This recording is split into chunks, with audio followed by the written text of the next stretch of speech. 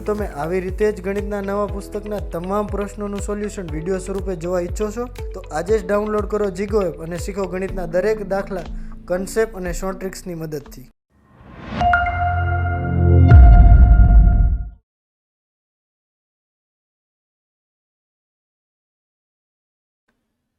તો ચલો મિત્રો આગળ વધી અને ટકાવારી ચેપ્ટરની સેલ્ફ પ્રેક્ટિસ જોઈ લઈએ. અગાઉ તમે ઘણા બધા એક્સરસાઇઝીસ જોયા, એ સ્પેસિફિક ટાઈપના પ્રશ્નો રિપીટેડલી પરીક્ષામાં પૂછાય છે એટલે એને આપણે એક્સરસાઇઝમાં ઇન્ક્લુડ કરેલા છે.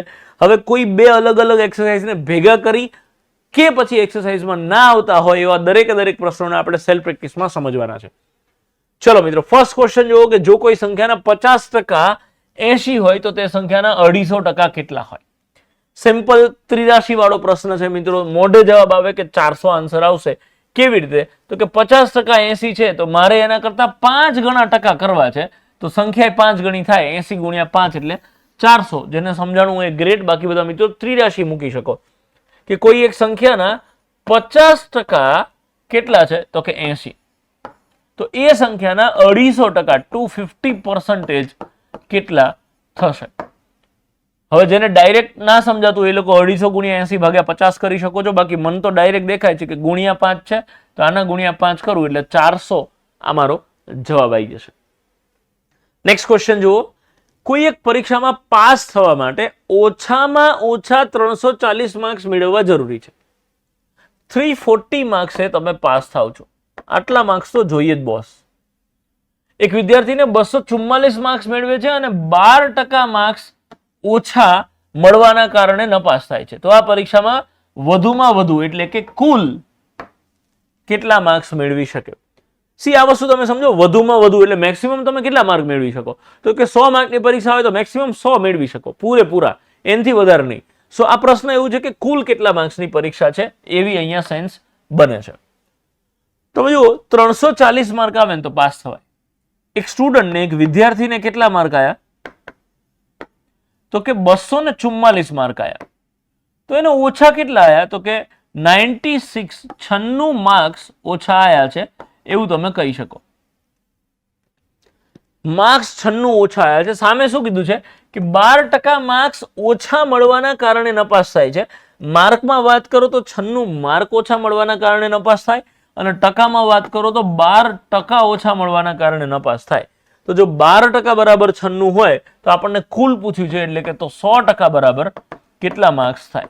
12 × 8 = 96 તો 100 × 8 = 800 એટલે option B is the right and final answer. અને આ જ ગણતરી મોઢે થઈ શકે કે આ 96 માર્ક ઓછા આવ્યા છે અને 12% ઓછા આવ્યા છે. સો 12% બરાબર 96 હોય તો જેટલા ટકા છે એના કરતા 8 ગણા માર્ક્સ છે. તો કુલ પેપર 100% નું હોય, એના કરતા 8 ગણા માર્ક્સ એટલે 800 માર્ક તમારો જવાબ આવી જશે.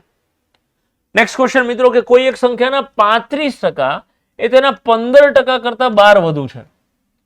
હવે જો આમ જોવા જાવ તો ચોખ્ખું દેખાય છે કે કોઈ સંખ્યાના 35% અને એ જ સંખ્યાના 15%, તો ઓબ્વિયસલી આના કરતા વધારે હોય. કેટલા? તો કે 20%. ટકામાં વાત કરો તો 20% વધુ છે અને સંખ્યામાં વાત કરો તો 12 વધુ છે. તો 20% બરાબર 12 થાય તો 100% કેટલા થાય? તો 20% કરતા 100% 5 ગણા થાય. તો 12 કરતા 5 ગણા 60 સીધો તમારો જવાબ આવે. રાઈટ? એવી રીતે ગણો તો ગ્રેટ. નહીતર તમારે આને જો વિધિ કરવી હોય તો કોઈ એક સંખ્યા એટલે x છે, x ના 35% એ તેના 15% કરતા, એટલે કે x ના 15% કરતા 12 વધુ છે. એટલે કે આમાંથી આ માઇનસ કરો ને તો જવાબ કેટલો આવે? 12. છેલ્લી એક્સરસાઇઝમાં તમે જોયું કે અહીંયા x સંખ્યા સરખી છે તો સંખ્યા એમને એમ રાખો અને ટકાની બાદબાકી કરો. 35% માંથી 15% જાય તો 20%. કે x ના 20% બરાબર 12. હવે x ના x રાખો, નોની નોન જગ્યાએ ગુણાકાર. 20% એટલે કે 20/100 બરાબર 12. 20 × 5 = 100 અને આ x બરાબર ગોતવું હોય તો 5 સામે જશે. 5 સામે જાય તો ગુણ્યા 5 થઈ જશે અહીંથી નીકળીને. તો 12 × 5 = 60, x ની વેલ્યુ 60 આવશે. પણ આ બધી વાર્તા કથા ના કરાય મિત્રો. મેં તમને કીધું એવી રીતે ડાયરેક્ટ ત્રિરાશી મૂકીને જ ગણતરી કરાય કે કોઈ સંખ્યાના 35% એ 15% કરતા વધારે, ઓબ્વિયસલી વધારે જ છે. તો કેટલા વધારે છે? 20%. સંખ્યામાં કેટલા? 12. તો કે 20% બરાબર 12 તો 100% એ કેટલા? આ 5 ગણું તો આ 5 ગણું 60 તમારો જવાબ આરામથી ને ગાયગા આવી જશે. નેક્સ્ટ ક્વેશ્ચન મિત્રો. જીગો પોતાની આવકના મહિને 66.2% ખર્ચ કરે છે. હવે જો તમે ટકાવારી વાળું ટેબલ મેં આપેલું છે એ મોઢે કરેલું હોય તો તમને આરામથી ખબર પડે કે આ ટકાવારીનો અર્થ થશે 2/3. રાઈટ, 2/3 ભાગ શું કરે છે તો કે ખર્ચ કરે છે. તો સીધી વાત કે 3 રૂપિયા કમાય છે એમાંથી 2 રૂપિયા અથવા તો 2 ભાગ એની જે બી આવક આવે છે એને 3 ભાગમાં વેચી નાખે, 3 બેગ બનાવી દેશે, એમાંથી 2 બેગ વાપરી નાખે. તો સીધી વાત 1 બેગ વધતી હશે. 3 ભાગમાંથી 2 ભાગ ખર્ચે છે તો 3 ભાગમાંથી 1 ભાગ એની બચત હશે. આગળ રકમમાં શું કીધું છે કે જીગાને 1200 રૂપિયા મહિને બચે છે. તો જીગાની માસિક આવક કેટલી હશે તો કે ટોટલ 3 થેલી હોય ને એમાંથી 1 થેલી એની બચે છે અને 1 થેલીમાં કેટલા રૂપિયા છે 1200 રૂપિયા. વાર્તા ત્યાં જ પૂરી થઈ જાય. 1200 ની 3 થેલીઓ છે એમાંથી 1 થેલી વાપરે છે. સો 1200 તરી 3600 માસિક આવક કેટલી હશે તો કે 3600. Option D is the right answer. Right, ફરી રિપીટ કરું કે આટલા ટકા ખર્ચ કરે છે એટલે એટલા ટકાનો અર્થ આ અપૂર્ણાંક થાય. મતલબ 3 માંથી 2 રૂપિયા ખર્ચે છે તો 3 માંથી 1 રૂપિયો બચાવતો હોય અથવા તો 1 થેલી બચાવતો હોય. 3 થેલામાંથી 2 થેલા વાપરતો હોય તો 3 થેલામાંથી 1 થેલા બચાવતો હોય. તો આ 3 થેલા છે, આ થેલો એની બચત છે. દરેક થેલાની રકમ હંમેશા સરખી જ હોય. જ્યારે તમે અપૂર્ણાંક લખો ત્યારે તમને કીધું છે કે બચત કેટલી છે 1200 રૂપિયા. તો 1200 આ હોય, 1200 આ હોય ને 1200 આ હોય, 3600 રૂપિયાની બચત કરે છે એવું, સોરી 3600 રૂપિયાની કુલ આવક છે એવું કરી શકો તમે. તો 2 થેલા વાપરે છે તો 3600 માંથી 2 થેલા એટલે કે 2400 રૂપિયા વાપરતો હોય, 1200 રૂપિયા બચાવતો હોય, ટોટલ 3600 રૂપિયા આ એની આવક છે એવું તમે કહી શકો. નેક્સ્ટ ક્વેશ્ચન મિત્રો કે એક્સ અને વાય ને કુલ 550 દૈનિક વેતન તરીકે ચૂકવવામાં આવે છે. જો એક્સ ને વાય કરતા 20% વળતર વધુ ચૂકવાય તો વાય ની એપ્રિલ માસની આવક ગોતો. ધ્યાન રાખજો મિત્રો, ધીસ ઇઝ કુલ એટલે કે દૈનિક આવક છે. એક્સ અને વાય રોજના 550 રૂપિયા કમાય છે. જો એક્સ ને વાય કરતા, મેં તમને અગાઉ બહુ બધા પ્રશ્નોમાં કીધું છે કે જેના કરતા કીધું હોય ને એને ધારી લો કેટલા 100%.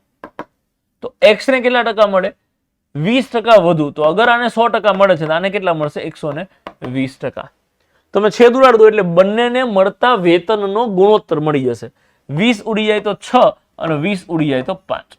સો આ 6:5 ના ગુણોત્તરમાં આ લોકોને પૈસા મળતા હોય. કુલ વેતન કેટલું છે 550. તો કુલ ગુણોત્તર કેટલા 6 ગુણોત્તર ને 5 ગુણોત્તર એટલે કે 11 ગુણોત્તર. 11 ગુણોત્તર બરાબર 550 થાય છે. મતલબ ગુણ્યા 5 અને પાછળ 0. એક ગુણોત્તરની વેલ્યુ 50 થાય એવું તમને અહીંથી જોઈને ખબર પડી જાય. અને આ હું શું બોલું છું એ ખબર ના પડે તો કાંઈ વાંધો નહીં, હું આગળ જતા 83 મૂકીશ એટલે ખબર પડી જશે. તો વાયની એપ્રિલ માસની આવક ગોતો. વાયની આવક ગોતવાની છે તો પહેલા તો વાયની એક દિવસની આવક ગોતો કે 11 ગુણોત્તર 550 થાય તો વાયને કેટલા 5 ગુણોત્તર મળે છે. તો કે ભાઈ 5 ગુણોત્તર બરાબર કેટલા રૂપિયા થાય. સો આ ગુણ્યા 5 કરીને 0 લગાવ્યો છે તો આના ગુણ્યા 5 કરી અને એક 0 લગાવો એટલે વાયના રોજ ડેઈલી ઇન્કમ એની તમને મળી જશે 250 રૂપિયા. તમને પૂછ્યું છે એપ્રિલ મહિનાની આવક. એપ્રિલ મહિનામાં દિવસો કેટલા હોય તો કે 30 ડેઝ હોય. જાન્યુઆરી, ફેબ્રુઆરી, માર્ચ ને એપ્રિલ. એપ્રિલ એટલે કે 30 દિવસ હોય. રોજના 250 મળે છે. તમને આખા મહિનાની આવક પૂછી છે તો 250 ગુણ્યા 30 કરો એટલે 7500, 7500. Option A is the right and final answer. અહીં પછીની બધી જ ગણતરી તમે મોઢે કરી શકો છો. આ તમને સમજાય એટલે મેં બોર્ડ પર લખ્યું છે. આખો પ્રશ્ન ફટાફટ ફરીથી એક વખત. એક્સ ને વાય કરતા 20% વધુ મળે છે. વાય કરતા જેના કરતા કીધું છે એના 100% ધારું છું તો ઓબ્વિયસલી એક્સ ના 120% થશે. રેશિયો ગોતું તો 6:5. કુલ ગુણોત્તર કેટલો છે 6:5. તો એવી રીતે ગણો અથવા તો તમે એવું ગણો કે આ બેયને રોજના 550 રૂપિયા મળે છે તો વાય ને કેટલા મળે. તો વાય ને કેટલા મળશે 550 ગુણ્યા વાય ને કેટલા મળે ગોતું છે તો વાય નો ગુણોત્તર ઉપર લખો અને નીચે કુલ લખો. 6 ને 5 11, 11 5 55 એટલે 5 5 25 અને પાછળ 0 લગાવો તો 250 રૂપિયા વાય ને રોજના મળે છે.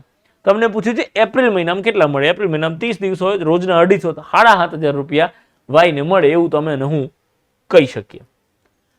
નેક્સ્ટ ક્વેશ્ચન મિત્રો, એક પરીક્ષામાં 60% વિદ્યાર્થીઓ અંગ્રેજીમાં, 70% વિદ્યાર્થીઓ હિન્દીમાં અને 40% વિદ્યાર્થીઓ બંનેમાં પાસ થાય છે. તો બંને વિષયમાં નપાસ થયેલા વિદ્યાર્થીઓને ટકાવારી ગોતો. અહીંયા બધે વાત કરેલી છે પાસ થવાની અને છેલ્લે પ્રશ્ન પૂછ્યો છે નપાસ થવાનો. તમે જુઓ એક પરીક્ષામાં 60% વિદ્યાર્થીઓ ઇંગ્લિશમાં પાસ થાય છે.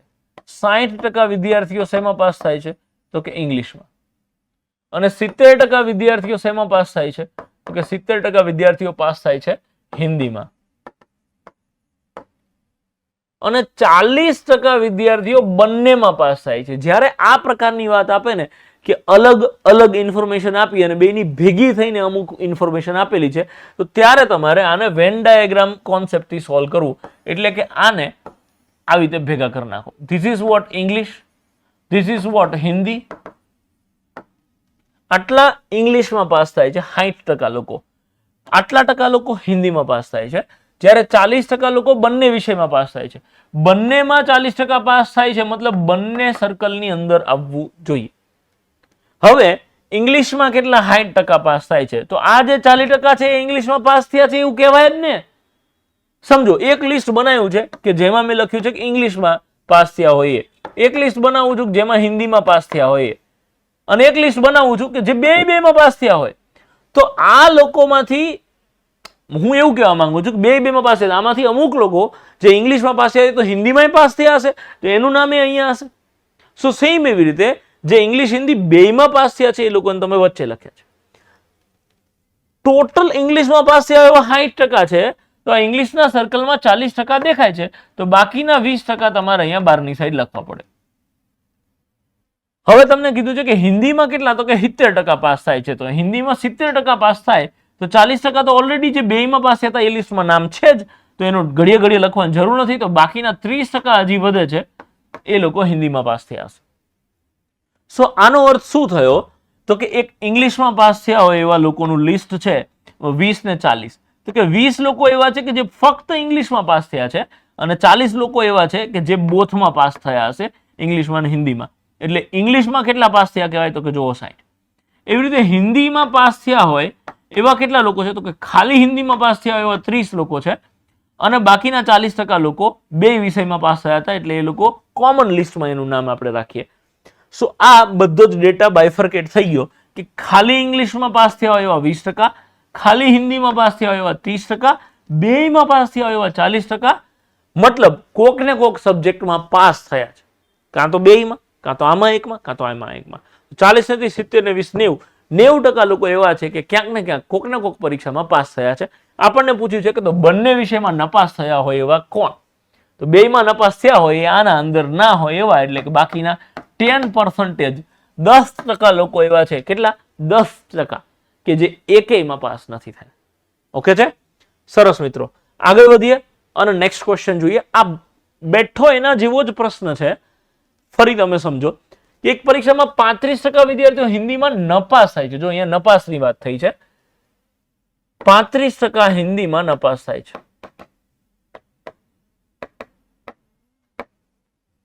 45% વિદ્યાર્થીઓ અંગ્રેજીમાં નપાસ થાય છે.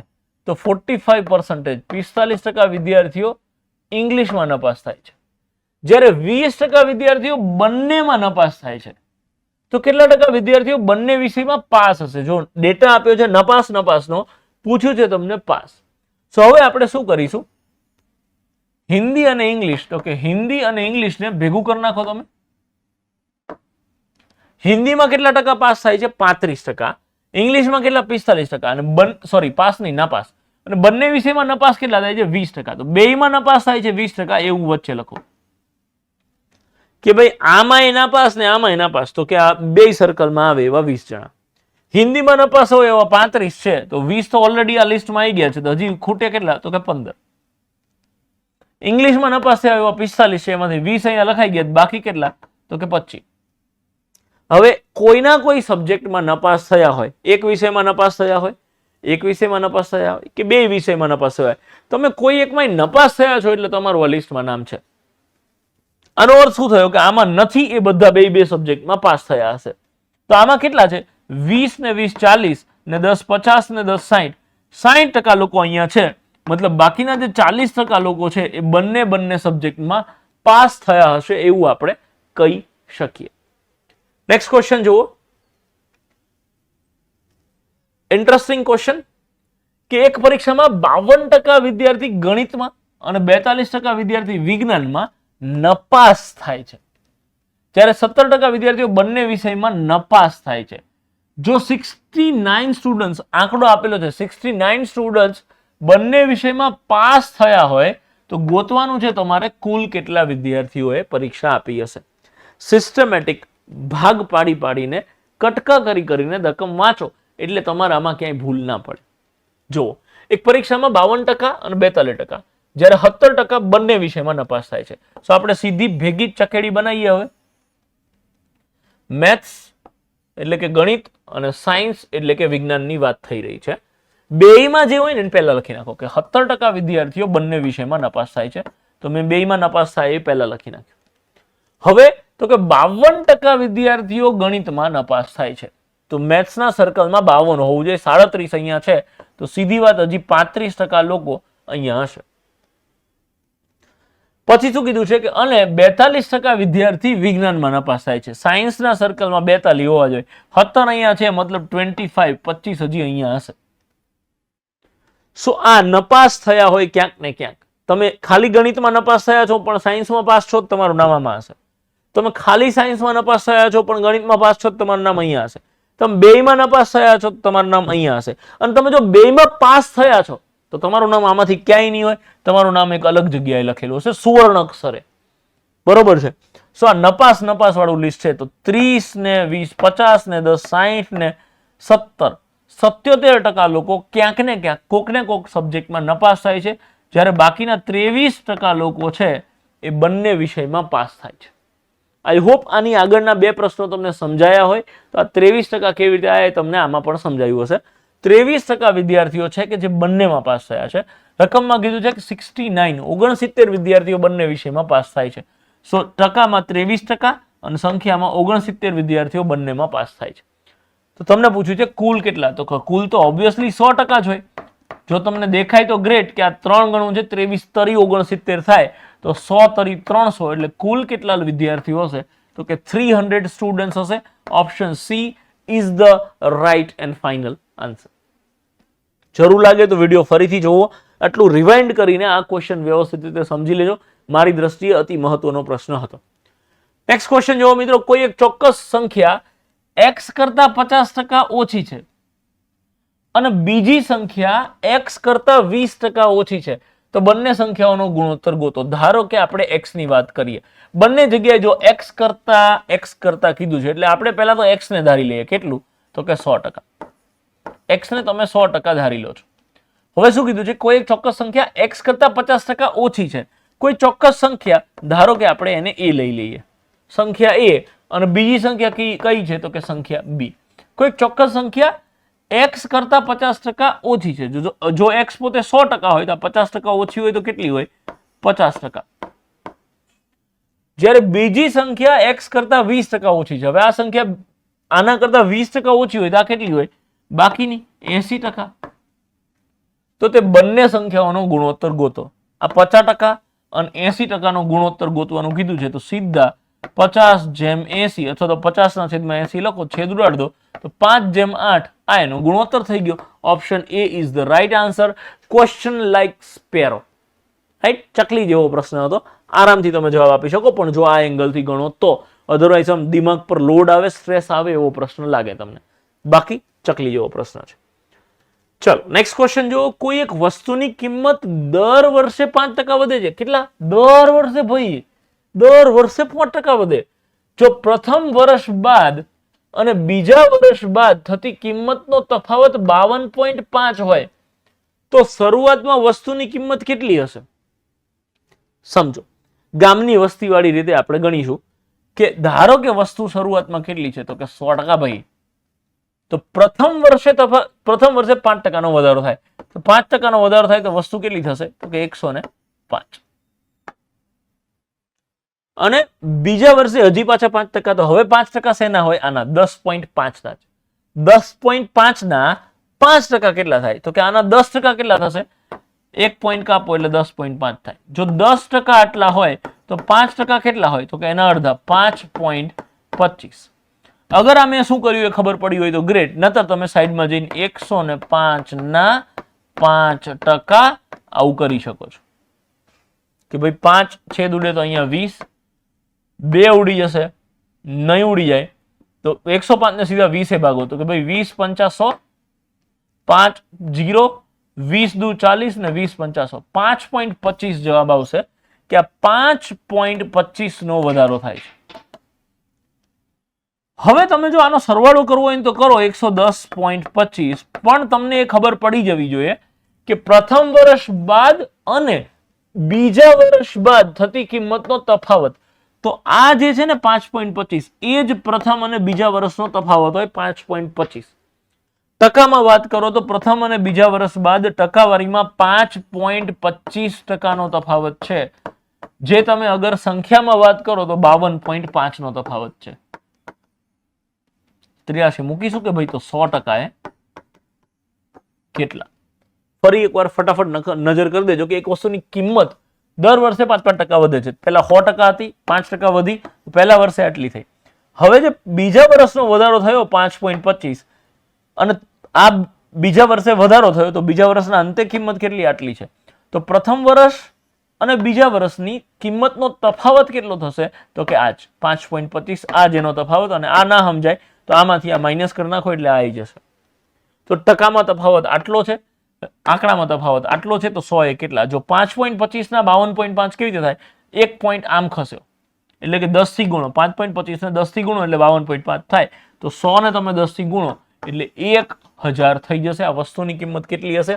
1000. Option A is the right and final answer. તમને સમજાવું છું એટલે આટલી વાર લાગે, બાકી આ ટકો દેખાય ને આને આને સીધું કનેક્શન છે. મને ખબર પડે 5% છે, 5.25 એ સીધા 52.5, આના કરતા 10 ગણો થઈ ગયું છે, તો 100% ના સીધા 10 ગણા કરી નાખો તમે એટલે 1000 જવાબ આવી જશે. સરસ મિત્રો, તો આ 10 પ્રશ્નો આપણે અહીં સુધી રાખીએ છીએ. ક્વેશ્ચન નંબર 11 થી આગળના પ્રશ્નો આપણે નેક્સ્ટ વિડીયોમાં જોઈએ.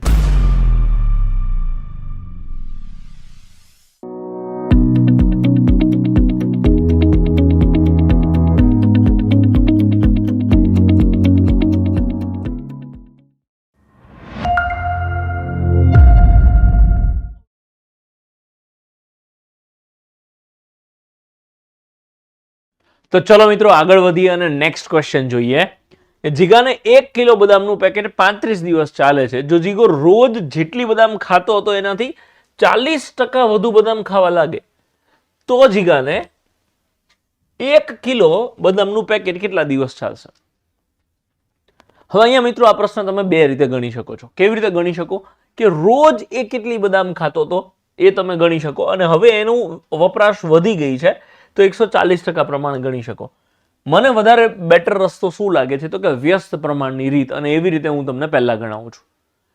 સીધી વસ્તુ સમજો મિત્રો કે માણસો અને દિવસો વાળું જે ચેપ્ટર આપણે જોયું હતું 3 ના નિયમમાં, કે જેમ માણસો વધે એમ દિવસો ઘટશે, સેમ એવી રીતે માણસો ઘટે તો દિવસો વધશે. સો અહીંયા વપરાશમાં પણ એવું જ થશે. સીધી વાત કે તમે રોજ જેટલી બદામ ખાઓ છો અને અમુક દિવસ ચાલે છે તો તમે રોજની બદામ ખાવાની સંખ્યા વધારી દો તો બદામ વહેલી પૂરી થઈ જશે, એટલે કે ઓછા દિવસો ચાલશે. તો વપરાશ વધારે તો છેલ્લે દિવસો ઓછા થશે. તો સેમ એવી રીતે કે જો જીગો 100% 100% બદામ ખાતો હતો એ પ્રમાણે આ બદામનું પેકેટ 35 દિવસ ચાલતું હતું, તો એનાથી 40% વધુ બદામ ખાવાનું ચાલુ કરે એટલે કે 140% બદામ ખાતો હોય તો આ બદામ કેટલા દિવસ ચાલે? રાઈટ. તો સીધો વ્યસ્ત પ્રમાણ લગાવવાનું, ઉપરનું ઉપર ને નીચેનું નીચે. 20 ઉડી જશે તો 5, 20 ઉડી જશે તો 7, 7 પંચું 35 ને 5 25. Option A is the right answer, અને આ સૌથી બેસ્ટમાં બેસ્ટ રસ્તો છે. રાઈટ. અધરવાઇઝ પછી તમારે શું કરવું પડે? પોઈન્ટમાં અને માથાકૂટ થાય એવી રીતના દાખલા ગણવા પડે કે 1 કિલો બદામનું પેકેટ 35 દિવસ ચાલે છે તો 1 કિલોમાં 1000 ગ્રામ હોય. તો જીગો રોજ કેટલું ખાતો હતો તો કે 1000 ગ્રામ ભાગ્યા 35. આટલું જીગો રોજ ખાતો તો હજી તમારો પરાણે છેદ ઉડાડો તો 5 ઉડી જશે તો 200 આવશે, અને અહીંથી 5 ઉડી જશે તો 7 આવશે. જીગો એવરી ડે આટલો ખોરાક ખાતો હતો, મતલબ આટલી બદામ ખાતો હતો. હવે શું થાય છે તો કે જે ડેઈલી જે બદામ ખાય છે એમાં 40%નો વધારો થાય છે, એટલે આ જે બદામ ખાય છે એનો 140% બદામ ખાવાનું ચાલુ કરે. સો 140 ના છેદમાં તમે 100 કરો, 5 ઉડી જાય તો સોરી 5 છેદ ઉડી જશે, 5 નથી ઉડાડો, ડાયરેક્ટ 20 ઉડાડો. 20 સત્તા 140, 20 પંચા 7 7 ઉડી જશે. અહીંયા 5 ચોકું 20 એટલે 40 ગ્રામ બદામ ખાવાનું ચાલુ કરશે એવરી ડે. આઈ હોપ તમે આ સમજ્યા હશો. અને જો તમને આ સમજાઈ રહ્યું છે તો ધેટ મીન્સ આના આગળવાળી રીત તો તમને વધારે સારી રીતે સમજાઈ હશે. વ્યસ્ત પ્રમાણ, સીધી છેદરૂવાળો, ત્રિરાશી મૂકીને, રાઈટ. છતાંય હું આ ભવ્ય પ્રોગ્રામનું આયોજન કરું છું કેમ કે પહેલા ઇઝી વેમાં તો આપણે સમજી ગયા છે કે પહેલા આટલી બદામ ખાતો તો ધેટ ઇઝ 200/7. હવે 40% વધારો થાય છે, 140%, એટલે આવશે જવાબ 40 ગ્રામ. આપણને પૂછ્યું તો જીગાને 1 કિલો બદામનું પેકેટ કેટલા દિવસે ચાલશે. હવે જીગો રોજ 40 ગ્રામ બદામ ખાય છે તો 1 કિલો એટલે 1000 ગ્રામ, અને એ રોજ 40 ગ્રામ ખાશે, છેદ ઉડી જશે તો 25 × 100 25 ગ્રામ એવરીડે જીગો બદામ ખાય છે એવું તમે કહી શકો. પણ આના કરતા પહેલી રીત જે સમજાઈ હતી એ કમ્પેરેટિવલી મને વધારે કન્વિનિયન્ટ અને ઇઝી લાગે છે. તમને પણ એ જ ઇઝી લાગી હશે. યાની બી ચાલો આગળ વધીએ. સેકન્ડ ક્વેશ્ચન જોઈએ કે વર્ગના 70% વિદ્યાર્થીઓ છોકરીઓ છે અને 70% છોકરીઓ તેમની મનપસંદ રમત તરીકે બેડમિન્ટનને પસંદ કરે છે. સમજો એક વર્ગમાં 100 વિદ્યાર્થીઓ છે, આપણે એવું જ સમજી લઈએ. 100%, આપણે આ ટકાવારીમાં ચાલીએ છીએ. 100% વિદ્યાર્થીઓ છે, 70% વિદ્યાર્થીઓ છોકરીઓ છે. મતલબ બોયઝ કેટલા હોય તો કે 30 અને ગર્લ્સ કેટલી હોય તો કે 70. હવે શું કે છે કે એમાંથી 70% છોકરીઓ, જેટલી છોકરીઓ છે એ છોકરીઓમાં પાછી 70% છોકરીઓ બેડમિન્ટન પસંદ કરે છે. તો આ 70% જો મોઢે ખબર પડી જાય તો ગ્રેટ, નહીં તો તમે આવું સમજો 70%. આપણે હજારો વખત આગળ એવી વાત થઈ ગઈ છે કે આ ટકો કાઢો તો 2 0 નીકળવા પડે, 7 7 49. સો અહીંયા બેડમિન્ટન પસંદ કરતી હોય એવી છોકરીઓ કેટલી છે તો કે એવી 49 છોકરીઓ છે. એટલે કે 100%માંથી 49% છોકરીઓ એવી છે કે જેને બેડમિન્ટન રમવું ગમે છે.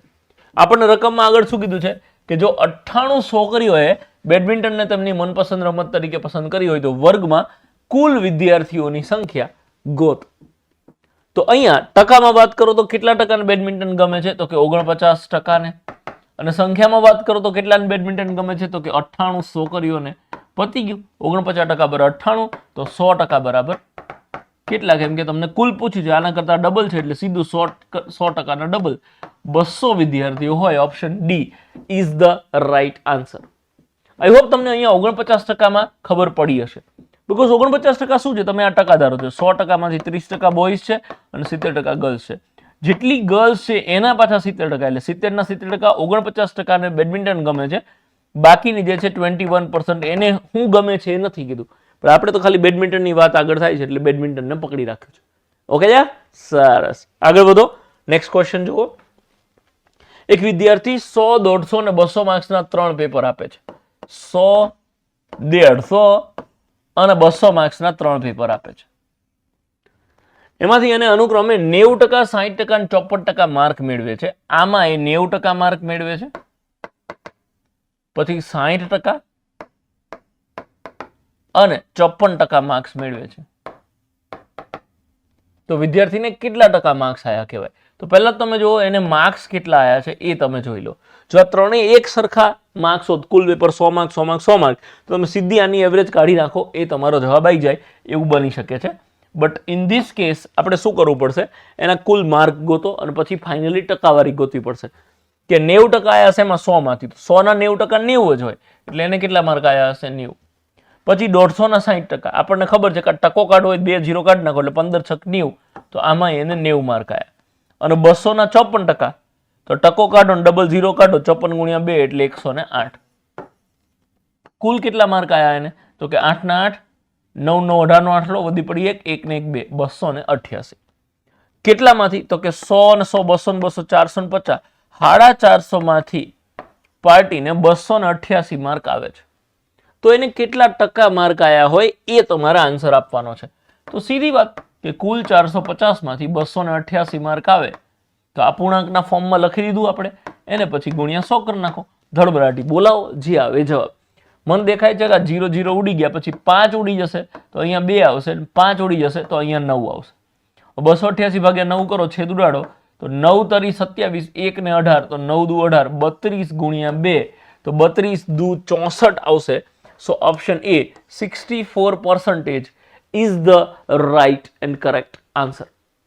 રાઈટ? બહુ માખણ જેવી વસ્તુ હતી. આ તમને સમજાવું છું એટલે આટલી વાર લાગે, બાકી ધડાધડ લખતા જાઓ 90% અને ગણતરી કરો એટલે ગાયકા જવાબ આવી જશે. ઓકે છે, ગ્રેટ. નેક્સ્ટ ક્વેશ્ચન જુઓ, 14મો પ્રશ્ન. લગભગ એના જેવો જ પ્રશ્ન હોય એવું લાગે છે કે એક પરીક્ષામાં 3 પેપરીઓ અને કુલ 35% માર્ક્સ આવવાથી પાસ થવાય. 3 પેપરમાંથી 35% આવે ને તો તમે પાસ થાવ. તો જીગાને પ્રથમ પેપરમાં 150 માંથી 62 માર્ક આવ્યા. પ્રથમ પેપર કેટલા માર્ક્સનું છે? 150. એ 150 માર્કમાંથી એને કેટલા માર્ક આવ્યા છે? તો કે 62 માર્ક. બીજા પેપરમાં 150 માંથી 35 માર્ક આવ્યા છે. બીજું પેપર છે 150 માર્કનું, એમાંથી કેટલા આવ્યા છે? તો કે 35 એટલે કે 35 માર્ક. તો આ પરીક્ષામાં પાસ થવા જીગાને 180 માંથી કેટલા માર્ક લાવવાના? ત્રીજું પેપર છે 180 માર્કનું, એમાંથી કેટલા માર્ક્સ લાવવાના એ પૂછ્યું છે. સો અહીંયા રિવર્સ પ્રશ્ન પૂછ્યો છે કે ટોટલ કેટલા છે? તો કે 480 માર્ક્સ છે. રાઈટ, 150, 300 માં 180, 480 અને 35% માર્કે પાસ થવાય. તો આ 480 ના 35% આવે ને એટલે પાર્ટી પાસ થઈ જશે. તો 480 ના 35% કેટલા થાય? સાઈડમાં જઈને ગણતરી કરવાની જરૂર લાગે તો આપણે સાઈડમાં જઈને ગણતરી કરીએ કે ભાઈ 480 ના 35% એટલે છેદમાં 100. આ 0 ઉડી જશે, 5 ઉડી જાય તો અહીંયા 2 વધશે, અહીંથી 5 ઉડી જાય તો 7 વધશે. 2 છેદ ઉડે એટલે અહીંયા 24 આવશે ને 24 સત્તા કેટલા થાય? તો કે 140 ને 7 ચોકોઠી 168. ધેટ મીન્સ ટોટલ 168 માર્ક આવે ને તો પાર્ટી પાસ થાય. કેમ કે 150 ને 180 3 પેપર હતા, 480 માર્કનું કુલ પેપર થયું. 3 પેપર, આખી પરીક્ષા કેટલા માર્કની થઈ? 3 પેપરની 480 માર્ક્સની પરીક્ષા થઈ. એમાં 35% આવે ને તો પાસ થાય, એટલે કે 168 માર્ક આવવા જોઈએ. એમાં એને પહેલા 2 પેપરમાં કેટલા આવ્યા છે? તો કે 5 ને 2 7 ને 97 માર્ક આવ્યા છે.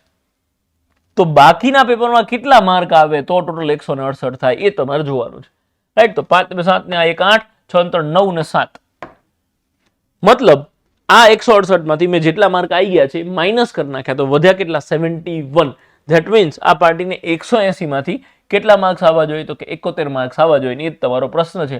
Option D is the right and final answer. Right, આ બધા પ્રશ્નોને સોલ્વ કરવા માટે બીજા આ પરાણે લાંબા કરવા હોય તો બીજા રસ્તા મળે, પણ આ એવા ક્વેશ્ચન છે કે ક્લિયર કટ દેખાય છે, આમાં કોઈ બીજા રસ્તાની ખરેખર જરૂર જ નથી. એટલે એવી કોઈ શોધખોળ કરવાની કોઈ જરૂરિયાત નથી. નેક્સ્ટ ક્વેશ્ચન, ઘઉં, શાકભાજી અને તેલ પર એક કુટુંબનો ખર્ચ 12:8:5 ના ગુણોત્તરમાં છે. આ વસ્તુ જો ઘઉં, શાકભાજી અને તેલ, ધીસ ઇઝ ઘઉં, ધીસ ઇઝ શાકભાજી અને ધીસ ઇઝ તેલ. રાઈટ, આ ત્રણેયમાં 12:8:5 નો ખર્ચો થાય છે. જો એના ભાવમાં 50%, 25% અને 40% નો વધારો થાય, આમાં તમારો વધારો કરવાનો છે 50%, આમાં તમારો વધારો કરવાનો છે 25%, અને આમાં તમારો વધારો કરવાનો છે 40%. તો આ વસ્તુઓ પર કુટુંબે કરેલા કુલ ખર્ચમાં કેટલો વધારો થાય અને એ ટકાવારીમાં પૂછ્યું છે.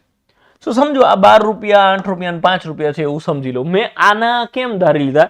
કેમ કે 12 ના 50%, 8 ના 25% અને 5 ના 40% બધા જ સહેલા આંકડાઓ મળશે, ગણતરી ઈઝી થઈ જશે. એટલે આપણે આના આધારીએ છે. જરૂર લાગે તો આપણે આ બધાની પાછળ 0 લગાવી શકીએ, 2 0 લગાવી શકીએ, 3 0 લગાવી શકીએ, પણ આ સીધી ગણતરી સહેલી પડવાની છે એટલે આપણે એવું કંઈ કરવાની જરૂર નથી. જોઈ લો, ઘઉંની પાછળ તમે દર મહિને 12 રૂપિયા વાપરો છો, શાકભાજી પાછળ 8 રૂપિયા વાપરો છો અને તેલની પાછળ 5 રૂપિયા વાપરો છો એવું કીધું. કુલ ખર્ચો તમારો કેટલો છે? 12 ને 8 20 ને 5 25. ટોટલ તમે 25 રૂપીસનો ખર્ચો ઓલરેડી અત્યારે કરી રહ્યા છો. હવે શું કરવાનું છે? તો કે ઘઉંમાં 50%નો વધારો કરો છો. સો 12 ના 50% કેટલા થાય? તો કે 6 નો વધારો થાય છે. 8 રૂપિયાના 25%, તો કોઈ પણ સંખ્યાના 25% એટલે ચોથો ભાગ. 8 રૂપિયાના 4 થી ભાગો એટલે કેટલા આવશે? તો કે 2 રૂપિયા. અને 5 રૂપિયાના 40%, 5 ના 40% એટલે અગેન 2 રૂપિયા થશે. આ કોઈ બી વસ્તુ ખબર ના પડે તો સાઈડમાં જઈને 8 ના 25% એમ કરીને ગણી નાખવાનું, જે તમને હવે આવડતું હશે. તો 6 અને 2 8 ને 2 10. વધારો કેટલાનો થયો કહેવાય? તો કે 10 નો વધારો થયો છે. પહેલા 25 રૂપિયા હતા, હવે વધારો 10 નો થયો, કુલ 35 રૂપિયાનો ખર્ચો થાય છે. રકમમાં શું પૂછ્યું છે? કુલ ખર્ચમાં કેટલો વધારો થાય છે. ખર્ચામાં કુલ વધારો કેટલો થાય છે એ તમને પૂછ્યું છે. તો તમારો પહેલા આટલો ખર્ચો હતો, હવે વધારો આટલો થાય છે, તો ઓબ્વિયસલી એની જ ગણતરી ટકાવારીમાં કરવાની. 25 રૂપિયા હતા, એમાંથી 10 રૂપિયાનો વધારો થાય છે. ખર્ચો પહેલા 25 રૂપિયા હતો, એમાં હવે 10 રૂપિયાનો વધારો થાય છે.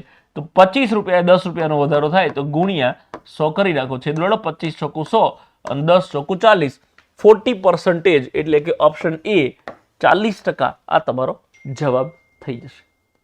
आगे बढ़ते हैं, नेक्स्ट क्वेश्चन देखते हैं कि तबक्काની 100 માર્કની એક પરીક્ષામાં પ્રાથમિક પરીક્ષાનું મહત્વ 40%, મુખ્ય પરીક્ષાનું મહત્વ 30% અને ઇન્ટરવ્યુ મહત્વ 20% અને શારીરિક કૌશલ્યનું મહત્વ 10%. અને જો આ ચારેય તબક્કામાં એક ઉમેદવારને 80%, 70%, 60% અને 50% આવે છે તો આ ઉમેદવારને મેળવેલ ગુણની ટકાવારી ગોતો. મતલબ એવું સમજો 100 માર્કની પરીક્ષા છે, એમાંથી દરેકનું મહત્વ 40 ને 30, 70 ને 20, 90 ને 10, 100 માર્કનું છે. ટોટલ પ્રાથમિક પરીક્ષા એટલે પ્રિલિમિનરી પરીક્ષા કેટલા માર્કની છે તો કે 40 માર્કની છે.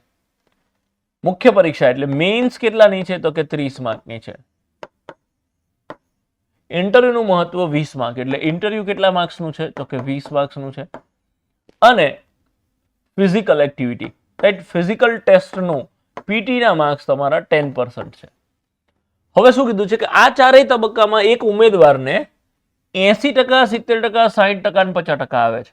આમાં કેટલા છે તો કે 80%, આમાં કેટલા છે તો કે 70%, આમાં કેટલા આવ્યો તો કે 60% અને આમાં કેટલા આવ્યો તો કે 50%. આટલા માર્ક આવે છે તો આ ઉમેદવારને મેળવેલ ગુણની ટકાવારી ગોતો. હવે 100 માર્કનું પેપર છે એટલે સીધી વસ્તુ જે આવશે એ સીધો તમારો જવાબ જ આવશે કે ભાઈ 40 ના 80% કેટલા થાય તો કે 40 ના 80%, ટકો કાઢો ને 2 0 કાઢો એટલે 32 થશે.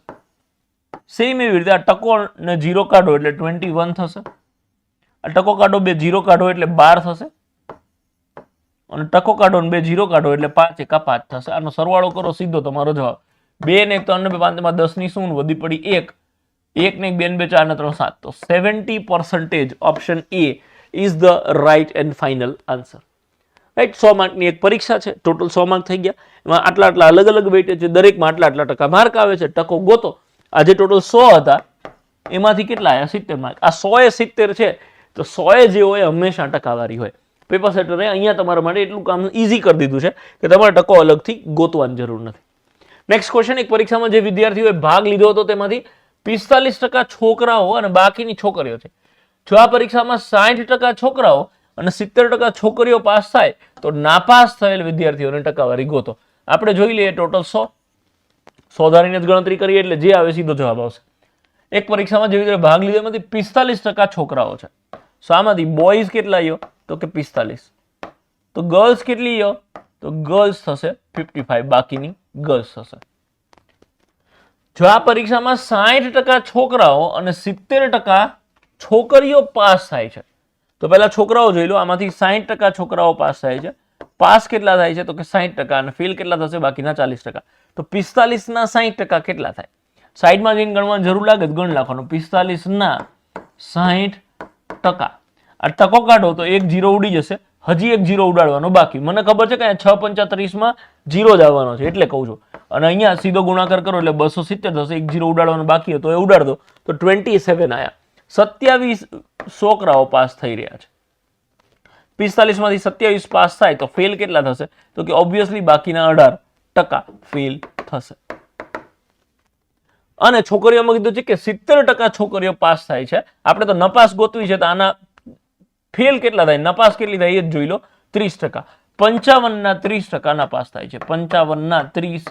ટકો કાઢો 0 કાઢો, હજી એક 0 ઉડાડવાનો બાકી. તો 55 તરી 165, 165 નો પોઈન્ટ હજી જે 0 ઉડાડવાનો હતો એના બદલે પોઈન્ટ કાપો એટલે 16.5 થશે. હવે બોયઝ કેટલા ફેલ થયા 18%, ગર્લ્સ કેટલી ફેલ થઈ 16.5%. બેન ટોટલ કરો એ તમને નપાસ કેટલા લોકો થયા છે એ ખબર પડી જશે. એટલે કે 34.5% વિદ્યાર્થીઓ આ પરીક્ષામાં નપાસ થયા હોય એવું આપણે કહી શકીએ. ફટાફટ ફરીથી એકવાર જોઈ લો કે 100 માંથી 45% છોકરાઓ પાસ થયા તો બાકીની 55% છોકરીઓ હોય. સોરી, પાસ થયા નહીં, પરીક્ષા આપી. 45% છોકરાઓ, 55% છોકરીઓ. હવે એમાંથી 60% છોકરાઓ પાસ થાય છે, 40% ફેલ થાય. 45 ના 40% ફેલ થાય અને 55 ના 30% ફેલ થાય. કેમ કે 70% પાસ થાય છે, 30% ફેલ થાય. તમારે ફેલનું ટોટલ જોઈએ છે તો 34.5 આ તમારો જવાબ થઈ જશે. નેક્સ્ટ ક્વેશ્ચન, યક ઓફિસમાં ગ્રામીણ અને શહેરી કામદારોની સંખ્યાનો ગુણોત્તર 3:2 છે. ગ્રામીણ અને શહેરી કામદારોની સંખ્યાનો ગુણોત્તર 2 છે. જો 20% ગ્રામીણ અને 25% શહેરી કામદારો મહિલાઓ હોય તો કુલ પુરુષ કામદારોની ટકાવારી ગોત. આપણે પુરુષ કામદારોની ટકાવારી ગોતવી છે. તો સમજો આની પાછળ 20% ગ્રામીણ અને 25% શહેરી કામદારો મહિલાઓ છે.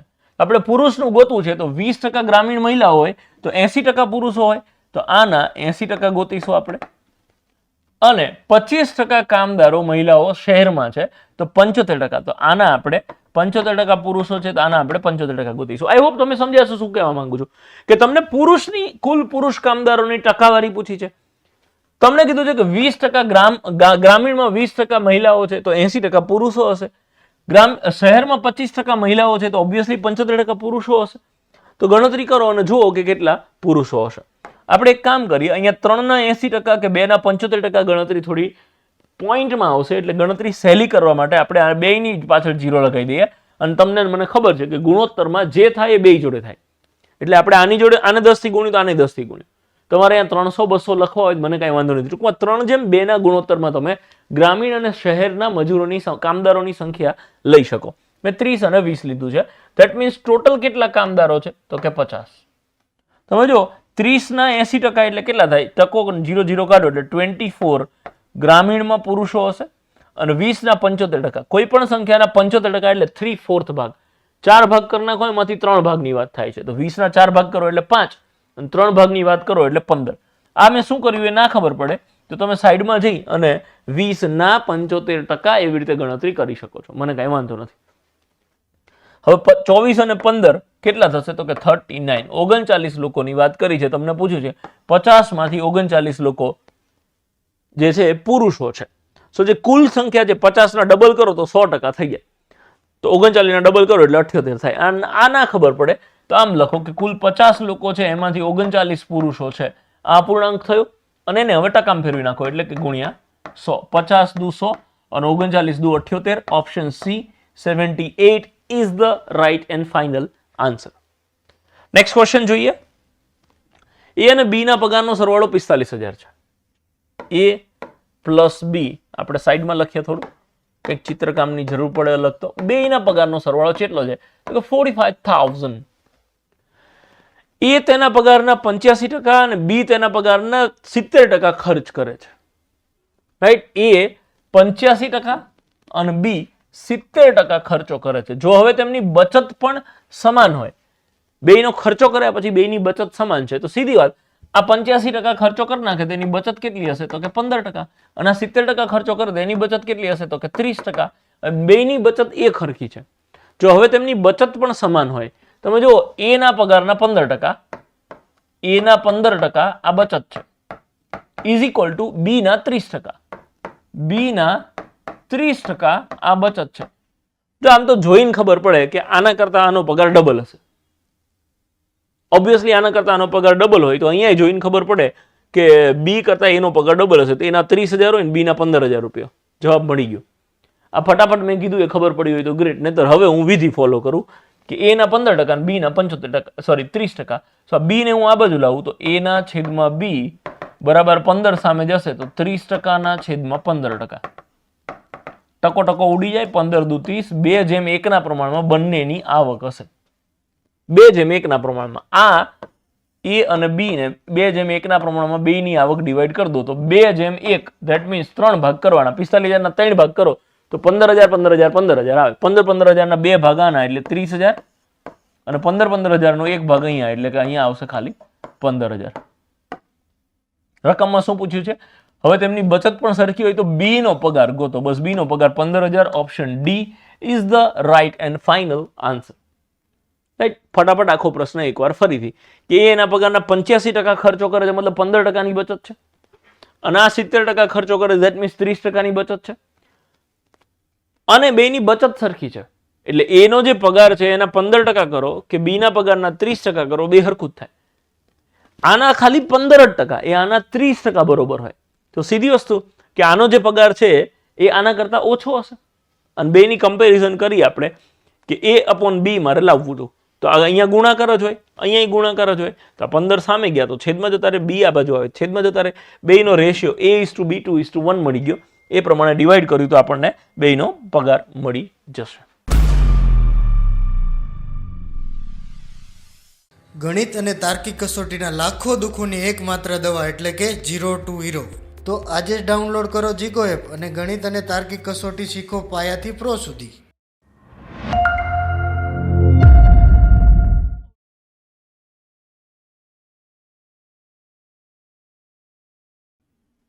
તો ચલો મિત્રો આગળ વધીએ અને નેક્સ્ટ ક્વેશ્ચન જોઈએ. એક અપૂર્ણાંકના અંશમાં 200% વધારો કરવામાં આવે અને છેદમાં 300% વધારો કરવામાં આવે તો મળતો નવો અપૂર્ણાંક 9/20 છે. તો મૂળ અપૂર્ણાંક ગોતો. સમજો મિત્રો, પહેલા હું તમને કોન્સેપ્ટ સમજાવું છું, પછી ડાયરેક્ટ એની ટ્રીક સમજાવું. અપૂર્ણાંકના અંશમાં 200% વધારો કરો એટલે અપૂર્ણાંક, ધારો કે એક અપૂર્ણાંક છે x/y, એના અંશમાં 200% વધારો કરો એટલે 100% તો પોતે હોય જ અને 200% વધારો કરો તો x ના કેટલા ટકા થઈ જશે? તો કે x ના પોતાના 300% થઈ જશે. અને છેદમાં 300% વધારો કરો એટલે જે છેદ છે એ ઓલરેડી 100% છે, 300% નો તમે વધારો કરો તો છેદ તમારો 400% થઈ જશે એટલે કે y ના 400%. અગર આ જે અંશ છે એમાં 200% નો વધારો કરો અને છેદમાં 300% નો વધારો કરો તો મળતો નવો અપૂર્ણાંક 9/20 છે. તો જે અપૂર્ણાંક મળે ને 9/20 આવે, 9/20. પતી ગયું. હવે સિમ્પ્લિફાઈ કરો, જે આવે જવાબ. અહીંયા નોની નુના એટલે ગુણાકાર લખી શકો. ટકો ઉડી જશે, આ 00 ઉડી જાય તો 3/4. આ 3/4 સામે જશે એટલે 4/3 થઈ જશે અને તમે જે ઉડાડો 3 તરી 9 અને 4 પંચા 20. સો 3/5 x/y ઇઝ ઇક્વલ ટુ 3/5. નવો અપૂર્ણાંક 9/20 હોય તો એનો મૂળ અપૂર્ણાંક કયો હોય? 3/5 હોય.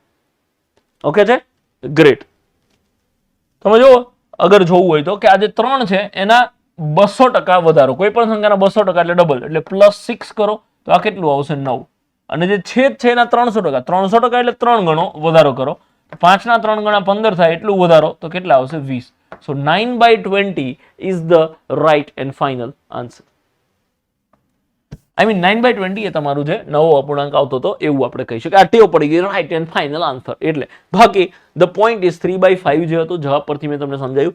3/5 ના તમે ટકા વધારો, આ 200% વધારો અંશને, છેદને 300% વધારો એટલે તમને 9/20 મળી જશે.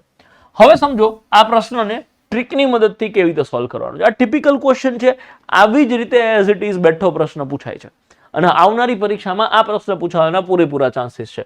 શું કરવાનું? જે નવો અપૂર્ણાંક હોય ને એ એઝ ઇટ ઇઝ તમે લખી નાખો. એના ગુણ્યા શું કરવાનું? તો કે અંશમાં 200% નો વધારો કીધો છે ને તો 100% તો હોય જ, 200% વધારો એટલે કેટલા? 300 થઈ જશે. તો 300 પણ ઊંધું લખવાનું, જે અંશ છે એ છેદમાં લખો. અને તમને કીધું છે કે છેદમાં 300 નો વધારો, તો 100 હતો ને 300 વધારો 400, પણ છેદમાં કીધું છે એટલે અંશમાં 400 લખો. અને હવે ધબધબાટી બોલાવો, 00 ઉડી જાય, 3 તરી 9 અને 4 પંચા 20. 3/5 તમારો જવાબ મળી ગયો. Option C is the right and final answer. બીજો એક આના જેવો જ પ્રશ્ન છે, તો એક ક્વેશ્ચનને આપણે ડાયરેક્ટ ફટાફટ ઉડાડી દઈએ કે એક અપૂર્ણાંકના અંશમાં 15% નો વધારો કરવાનો છે એટલે 15% વધારીને આપણે લખીશું છેદમાં. પછી કીધું છે છેદમાં 8% નો ઘટાડો કરવામાં આવે તો 8% ઘટાડીને લખીશું આપણે અંશમાં. અને પછી નવો અપૂર્ણાંક કેટલો છે? તો કે 15/16. છેદ ઉડતો હોય તો ઉડાડી અને પછી આપણે આગળ વધીએ. 23 ચોક 92 અને 23 પંચા 115 થાય તો 23 ઉડી જશે તો અહીંયા 4 આવશે ને 23 ઉડી જશે તો અહીંયા 5 આવશે. 5 તરી 15 અને ચોકો 16. So 3/4 is the right answer. Option B 3/4 આ તમારો જવાબ આવશે. આ મને કેમ ખબર પડી? તો કે મેં ઘડિયા કરેલા છે, પ્રેક્ટિસ કરેલી છે, ઘણા બધા આંકડાઓ મારા સામે એવા આવેલા છે. ઘણી વખત 92 ને ફેસ કરેલો છે એટલે ખબર પડે કે 92 એ 23 ના ઘડિયામાં આવે છે અને 115 એ પણ 23 ના ઘડિયામાં આવે છે. તમે પ્રેક્ટિસ કરો એટલે આઈડિયા આવી જાય. અને મોટા ભાગે મેં શું કર્યું, અગર તમે સમજો એવી ભાષામાં વાત કરું તો અહીંયા 16 ના ઘડિયામાં 92 નથી આવતા કે 15 ના ઘડિયામાં 115 નથી આવતા. તો મેં આ બેનો ડિફરન્સ જોયો, બેનો ડિફરન્સ થાય છે 23. રાઈટ? આ 15 અને 8 23 બેનો ડિફરન્સ થયો. હવે છેદ ઉડતો હોય તો આ બેમાં તો ઉડતો જ હશે કેમ કે આમાં બધી જગ્યાએ તમે જુઓ નાના નાના આંકડા છે, મતલબ છેદ ઉડે જ છે. તો બેના ડિફરન્સ થી છેદ ઉડાડી દેવાનો. બેનો ડિફરન્સ આવ્યો 23 ને 23 થી છેદ ઉડતો જ હશે.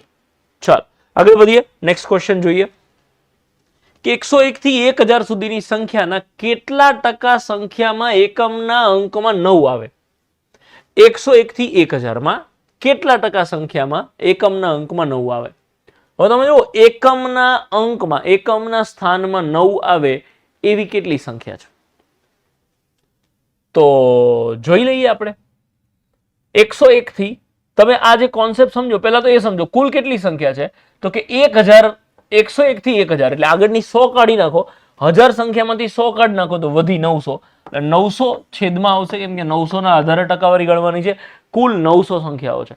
એમાંથી એકમના અંકમાં 9 આવતો એવી સંખ્યા કેટલી? તો તમને અગર સંખ્યા જ્ઞાન વાળો કોન્સેપ્ટ યાદ હોય કે 101 થી 199 સુધીની સંખ્યા છે, એમાં એકમના અંકમાં 9 કેટલી વાર આવે? તો કે 10 વાર. એવી રીતે 201 થી 299 તો કે એમાંય 10 વખત. 301 થી 399 તો કે એમાંય 10 વખત. બહુ ક્લિયરલી ખબર પડે મિત્રો. 101, 201, 301, 401, 501 એવી રીતે 901 થી 999 સુધીની કુલ 10 આવી સેન્ચુરીની સિરીઝ આવે. સોરી, કુલ 10 આવે, પણ પહેલી સેન્ચુરી તો તમારે ગણવાની જ નથી, 1 થી 100 સુધીની, રાઈટ? એટલે 1000 સુધીમાં કુલ 10 સેન્ચુરી આવે, એમાંથી પહેલી સેન્ચુરી ગણવાની નથી, તો કુલ 9 સેન્ચુરીઓ આવે. દરેક સેન્ચુરીમાં એકમના અંક પર 9 10 વખત હોય, તો 9 સેન્ચુરીમાં 90 વખત એકમના અંક પર હોય. 900 માંથી 90 વખત એકમના અંક પર 9 હોય એવું આપણે કહી શકીએ, ગુણ્યા 100 જે આવે તમારો જવાબ. 0000 ઉડી જાય. 9 દા 90, 10% જવાબ આવે. 10% આંકડાઓ એવા છે કે જેમાં એકમના અંક ઉપર 9 આવતો હોય એવું આપણે કહી શકીએ. એનીવેઝ મિત્રો, આગળ વધીએ. નેક્સ્ટ ક્વેશ્ચન જોઈએ કે બે સંખ્યા તેની ત્રીજી સંખ્યા કરતા અનુક્રમે 30% અને 37% ઓછી છે. જો બે સંખ્યા એટલે કે આ પહેલી અને આ બીજી, આ બે સંખ્યાઓ ત્રીજી સંખ્યા કરતા, ત્રીજી સંખ્યા એના કરતા અનુક્રમે 30% અને 37% ઓછી છે. તો ધારો કે જેના કરતા કીધું છે એને આપણે 100% ધારીએ, તો બંને સંખ્યા અનુક્રમે 30% અને 37% ઓછી છે. સો આ 30% ઓછી હોય તો 70% હોય, અને આ 37% ઓછી હોય તો કે આ 63% હોય. તો બીજી સંખ્યા એ પ્રથમ સંખ્યા કરતા કેટલા ટકા ઓછી છે? બીજી સંખ્યા એ પ્રથમ સંખ્યા કરતા, તો પ્રથમ સંખ્યા કરતા જેના પાછળ કરતા લાગ્યું છે એના આધારે ટકાવારી ગણાશે. તો કે આ 70 છે, અને ટકાવારી શેની ગોતવાની છે? તો કે કેટલા ટકા ઓછી છે. આના કરતા ઓછી કેટલી છે? તો કે 7%. તો એ જ તમારે ગણતરી કરવાની છે. તો હું અહીંયા આગળ લખું 7%, તો 70 7, તો 100 એ કેટલા? તો ગુણ્યા કરીને આપણે 100 કરીએ. આ 0 ઉડી જશે, 7 7 ઉડી જશે. तो 10% option D is the right and final answer. आगे बढ़ते हैं, नेक्स्ट क्वेश्चन देखते हैं. एक व्यक्ति ની માસિક આવક 12,000 હતી. આવક કેટલી હતી? તો કે 12,000. લખીએ 12,000. અને માસિક ખર્ચ 10,000 હતો. ખર્ચો એનો કેટલો છે? 10,000 રૂપિયા છે. બીજા વર્ષે તેની આવકમાં 12% અને ખર્ચમાં 5% વધારો થાય, તો તેની બચતમાં કેટલા ટકાનો વધારો થયો હશે? બચતનો વધારો કીધો છે એટલે પહેલા તો આ બચત જુઓ કે હાલ બચત કેટલી છે? તો કે 2,000 રૂપીસ, 2,000 રૂપિયાની બચત છે. બીજા વર્ષે આવકમાં 12% વધારો થાય, તો 12,000 ના 12%, તો 12,000 ના 12% કેટલા થશે? તો સીધા જ જો 12,000 ના 12%, ટકો કાઢો ને 00 કાઢો તો 12 144 એટલે 1,440 રૂપિયા થઈ જશે. 1,440 નો વધારો થયો, તો હવે એની આવક કેટલી થઈ? તો કે 13,440. અને ખર્ચમાં 5% નો વધારો થાય. 10,000 ના 5% કેટલા થાય? તો 10,000 ના 5% થશે 500. તો 500 નો વધારો થયો, તો આ કેટલું થશે? 10,500. પણ મને તો સિમ્પલી એટલી ખબર પડે કે હવે બચત કેટલી થશે. સો આ 13,440 માંથી 10,500 બાદ કરો, એના કરતા બેટર કે અહીંથી જ ખબર પડે કે ભાઈ આટલી આવક વધી છે અને આટલો ખર્ચ વધ્યો છે, તો 940 રૂપિયાની બચત તમારી વધી ગઈ એવું તમે આરામથી કહી શકો. 940 રૂપીસની બચત વધે છે. 1440 આયા, 500 રૂપિયા વપરાયા. આ પહેલા જે હતું એ તો છે જ, પણ હવે આટલી આવક વધીને તો આટલો ખર્ચ વધે છે, તો બચત 940 રૂપિયા વધી એવું તમે કહી શકો. તમને કીધું છે કે બચતમાં કેટલા ટકાનો વધારો થાય. મતલબ પહેલા બચત કેટલી હતી? તો કે પહેલા 2,000 રૂપિયાની બચત હતી, અને હવે વધારો કેટલાનો થયો? તો કે 940 રૂપિયાનો. તો 2,940, તો 100 એ કેટલા? તો ગુણ્યા કરીને અહીંયા 100 કર્યું છે. હવે છેદ ઉડાડો, 1 2 3, 1 2 3 0 ઉડે, અને અહીંયા છેદ ઉડે એટલે 47 દુ 94 થશે. 47%. Option C is the right and final answer. Next question જુઓ. એક નિરીક્ષક પ્રતિ મીટર 0.08% ભૂલ નીકાળે છે. 1 મીટરે આટલી ભૂલ નીકાળે છે. તો 2 મીટર ભૂલ માટે તેણે કેટલા મીટરની તપાસ કરી હશે? તમે જો આટલા ટકાની ભૂલ નીકળે છે, that is equal to 2 metre. તો એને કુલ કેટલી તપાસ કરી હશે? તો સીધી વાત કે ભાઈ 0.08% ઇઝ ઇક્વલ ટુ 2 મીટર. તો 100% ઇઝ ઇક્વલ ટુ કેટલા મીટર થાય?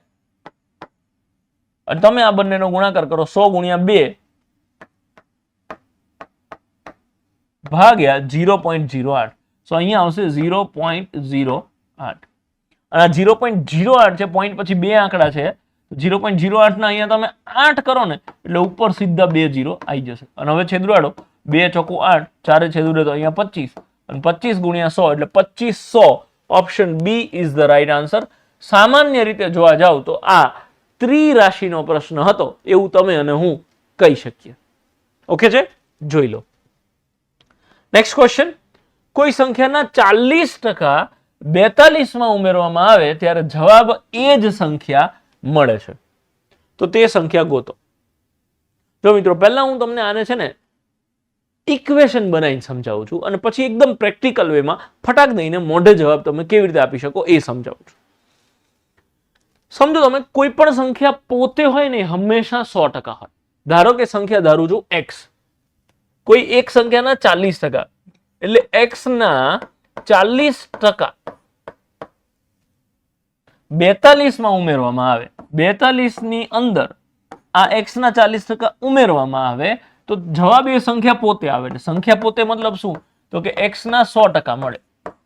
ટકાવારીમાં અગર વાત કરીએ કે x ના 100%, તો 100% ટકા એટલે છેદમાં 100, 100 ઉડી જાય તો વધશે એ સંખ્યા પોતે જ. સો હવે આનો અર્થ શું થયો કે હું અગર આને પેલી બાજુ લઈ જાઉં તો માઇનસ થઈ જશે કે ભાઈ x ના 100% માઇનસ x ના 40%. અને આ બાજુ કેટલા હતા? તો કે 42. તો બેની બાદબાકી કરો તો શું થાય કે સંખ્યા સરખી છે. આપણે અગાઉ એક કોન્સેપ્ટ ટકાવારીમાં શીખી ગયા છીએ એક્સરસાઇઝમાં, લગભગ સેકન્ડ લાસ્ટ કોન્સેપ્ટ, કે જ્યારે સંખ્યા સેમ ટુ સેમ હોય ને તો ખાલી ટકાવારીનો હિસાબ થાય. એટલે કે x ના 100% માંથી 40% જાય તો કે x ના 60% ઇઝ ઇક્વલ ટુ કેટલા? તો કે 42. હવે તમે સાદુરૂપ આપો એટલે જે આવે જવાબ. અહીંયા હું એવું લખું કે x ના નોની નુના એટલે ગુણાકાર 60% એટલે 3/5 થાય. 60 ના છેદમાં 100 અને પછી 20 છેદ ઉડાડશો તો 3/5 આવશે ઇઝ ઇક્વલ ટુ 42. હવે આ જે 3/5 છે પેલી બાજુ જાય તો કે 5/3. 3 છેદ ઉડે તો 14 અને 14 પંચા 70. તો x ની વેલ્યુ કેટલી આવશે? તો કે x is equal two 70 is the right and final answer. x ની વેલ્યુ 70 આવશે. આ તમારો જવાબ થયો. ઓકે છે, પણ આ તો આખી લાંબી વાર્તા થઈ. હવે આપણે ખરેખર આ પ્રશ્નને કેવી રીતે ગણીશું? સો હું આ પ્રશ્નને એવી રીતે ગણીશ કે કોઈ એક સંખ્યાના 40% 42 માં ઉમેરવામાં આવે તો એ સંખ્યા પોતે. 40% હતા એમાં 42 ઉમેરો તો સંખ્યાના 100% મળે. ભાઈ મને તો સીધી ખબર પડે કે 40% માં હું એ સંખ્યાના 60% ઉમેરું ને તો એ સંખ્યાના 100% મળી જાય. તો સીધી વસ્તુ કે કોઈ એક સંખ્યાના 40% માં એ સંખ્યાના 60% ઉમેરો તો મને એ સંખ્યાના 100% મળે. એ સંખ્યા એ જ એટલે કે 100%. હું ટકામાં વાત કરું તો ધીસ ઇક્વલ ટુ 60%. રાઈટ? 42 ઉમેરવામાં આવે છે તો 42 એ જે તે સંખ્યાના 60% છે. તો એ સંખ્યાના 60% અગર 42 હોય તો 100% કેટલા હોય? સીધી જ ત્રિરાશિ. અગર તમે ક્વેશ્ચન મસ્ત સમજી ગયા હોય આ રીતે તો સીધો ત્રિરાશિની મદદથી જવાબ આવી જશે કે 0 ઉડાડીને 7 થી ગુણ્યું છે, 0 ઉડાડીને 7 થી ગુણો એટલે 70. આ તમારો જવાબ આવશે. Option B is the correct answer. Next question જુઓ કે કોઈ એક સંખ્યાના 75% માં 75 ઉમેરવામાં આવે તો જવાબ તે સંખ્યા પોતે જ આવે છે. ભાઈ 75% માં 75 ઉમેરો તો એ સંખ્યા પોતે આવે. તો 75% માં કેટલા ટકા ઉમેરો તો એ સંખ્યા પોતે એટલે કે 100% આવે. તો કે 75% માં હું 25% ઉમેરું તો એ સંખ્યા પોતે આવે. ધેટ મીન્સ 25% બરાબર 75 થાય. તો ત્રિરાશિ મૂકો કે ભાઈ 25% બરાબર 75 થાય તો 100% એ કેટલા થાય? તો આ 3 ગણા છે એટલે અહીંથી 3 ગણા તો 300. Option A is the right and final answer. Okay છે, ક્લિયર કટ ત્રિરાશીનો પ્રશ્ન છે એવું આપણે કહી શકીએ, જો તમે કોન્સેપ્ટ ક્લિયરલી વ્યવસ્થિત રીતે સમજ્યા હોય તો કહી શકાય. નેક્સ્ટ ક્વેશ્ચન, લાદેનભાઈની વાત થાય છે. એની પાસે કુલ રકમના 40% રકમ તેની પત્નીને આપે છે. ધારો કે લાદેન પાસે 100% છે, એમાંથી 40% પત્નીને આપે છે કે પછી પત્ની લઈ લે છે, રાઈટ? ધીસ ગોઝ ટુ પત્ની. તો વધશે કેટલા? 60%. બાકી રહેલી રકમમાંથી તેના 3 પુત્રોને દરેકને 20% રકમ આપે છે. બાકી જે રહેલી રકમ છે એમાં દરેકને 20% શેના? જે બાકી રહેલી રકમના. તો કે 60 ના 20% કેટલા થાય? તો કે ટકો કાઢો અને 2 0 કાઢો એટલે 6 દુ 12 થાય.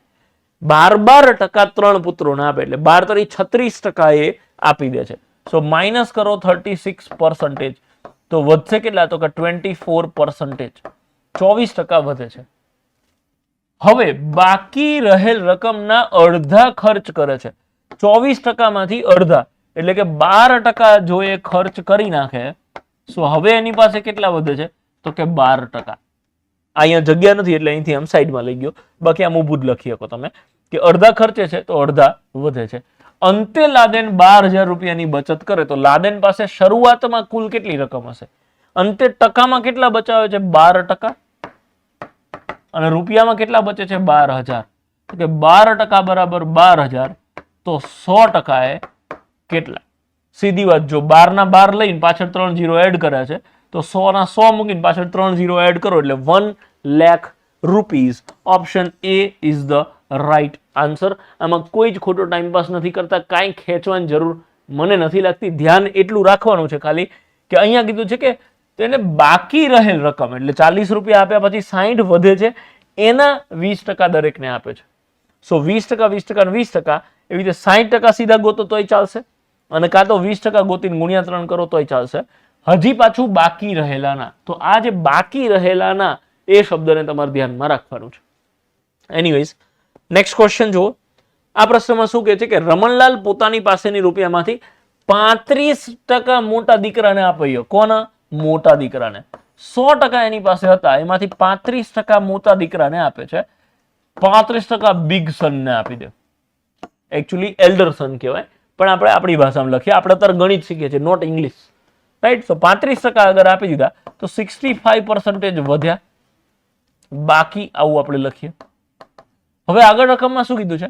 વધેલી રકમમાંથી, એટલે ધીસ ઇઝ બાકીની વધેલી રકમમાંથી 40% નેના દીકરાને આપે છે. તો આના 40%, તો સાઈડમાં જઈને ગણો, 65 ના 40%, રાઈટ? જે મજા આવે એ સ્ટાઇલથી, પેલું ના લખીને ટકો ઉડાડો, ડબલ 0 ઉડાડો, એવું કરો તોય ચાલે, આવું કરો તોય ચાલે. 0 0 ઉડી જાય, 2 ઉડી જાય તો 2, 2 ઉડી જાય તો 5, 5 ઉડી જાય તો 13, 13 દુ 26. સો 26 રૂપિયા કોના આપે છે? તો કે નેના દીકરાને. આ હું કાઢીને લખી નાખું છું, નાના સનને, NS. એકચ્યુઅલી યંગર સન એવું કહેવાય, YS, પણ આપણે નાના સનને લખીએ છીએ. આ બેની બાદબાકી કરો એટલે 39%, 39% વધે છે. હવે તેની પાસે 23,400 છે, તો શરૂઆતમાં રમણલાલ પાસે કેટલા રૂપિયા હશે? હવે કેટલા વધ્યા? 39%. તો સીધી વાત, 39% ધેટ ઇઝ ઇક્વલ ટુ 23,400. તો 100% બરાબર કેટલા રૂપિયા થાય? મને તો ખબર પડે કે 39 ના 234 જોડે કાંઈક લેવા દેવા હશે. શું લેવા દેવા? તમે જો 4 6 24, 6 ગણા કરેલા છે. અને મને લાસ્ટ ડિજિટ થી બી ખબર પડે કે 39 માં ગુણ્યા કેટલા કરો તો છેલ્લે 4 આવે? 9 6 56. અને એમ ખબર પડે કે 6 6 6 40 વખત હોય તો 6 ચોક 40, 240 થાય. એક વાર 6 ઓછું કરો એટલે કે 39 વખત 6 કરો તો 234 થઈ જાય. તો 6 ગણા એટલે 100 6 600 અને પાછળ ડબલ 0 એટલે 60,000. Option C is the right and final answer. વિદ્યાર્થી મિત્રો, શું તમે 60 દિવસમાં ગણિત અને તાર્કિક કસોટી શીખવા માંગો છો? તો આજે જોડાવ આ મેન્ટરશિપ પ્રોગ્રામમાં જીગો એપ પર.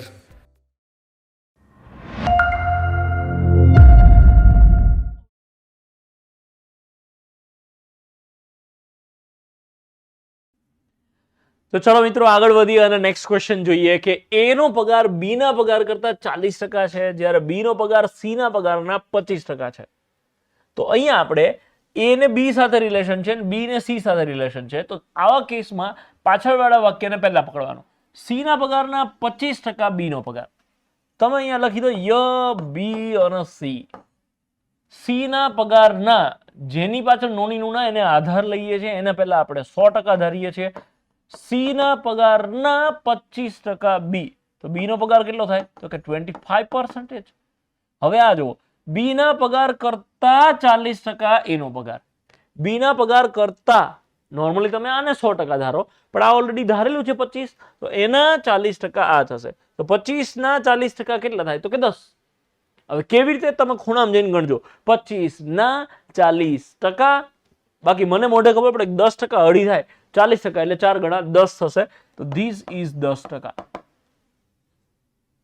તો એનો પગાર સી ના પગારના કેટલા ટકા, સી ના પગારના કેટલા ટકા એ થાય, તો સી ના પગારના સી 100% ધાર્યું છે, કેટલા ટકા આ થાય, તો આ આધાર જે છે એ 100 છે, એટલે જે સીધું આવ્યું એ તમારો જવાબ આવશે ઓપ્શન બી, 10% જવાબ.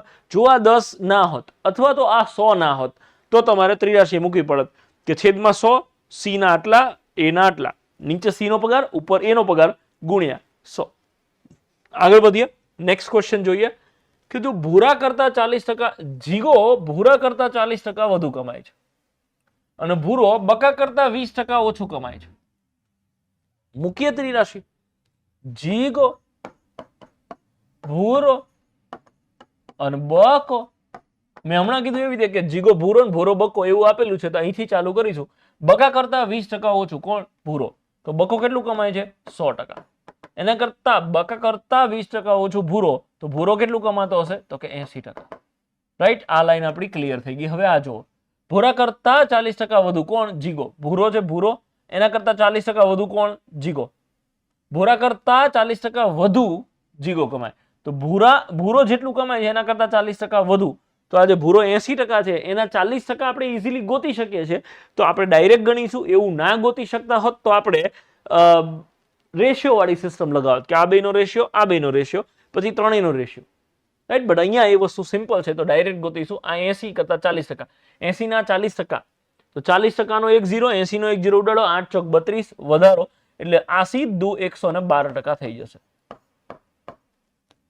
આપણે શું કીધું? તો જીગો બકા કરતા કેટલા ટકા વધુ કમાય? જીગો એટલે કે આર્યો જીગો બકા કરતા કેટલું વધાય છે? બકા કરતા કીધું છે એટલે બકો જ આધાર છે ને એ જ 100% છે, એટલે 100% એ જ તમારો આધાર થયો. તો સીધો જે ડિફરન્સ આવે જવાબ આના કરતા કેટલું વધારે છે તો કે 12%, 12% વધારે છે. તો તમે સીધા ઓપ્શન બી 12% જવાબ આપશો. ઓકે છે, ગ્રેટ. આગળ વધીએ, નેક્સ્ટ ક્વેશ્ચન જોઈએ કે એ બી કરતા 25% વધુ કમાય છે. બી કરતા 25% વધુ એ, અને બી એ સી કરતા 40% ઓછું કમાય. સી કરતા 40% ઓછું કોણ? બી.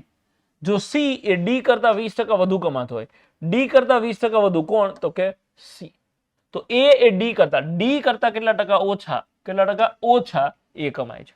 સો અહીંયા આખી જાન છે એ બી સી અને ડી ની. આપણને શું કીધું છે? અહીંથી ચાલુ કરો. ડી કરતા 20% વધુ સી, તો ડી ને હું 100% ધારું છું, તો 20% વધુ એટલે આ 120 હશે.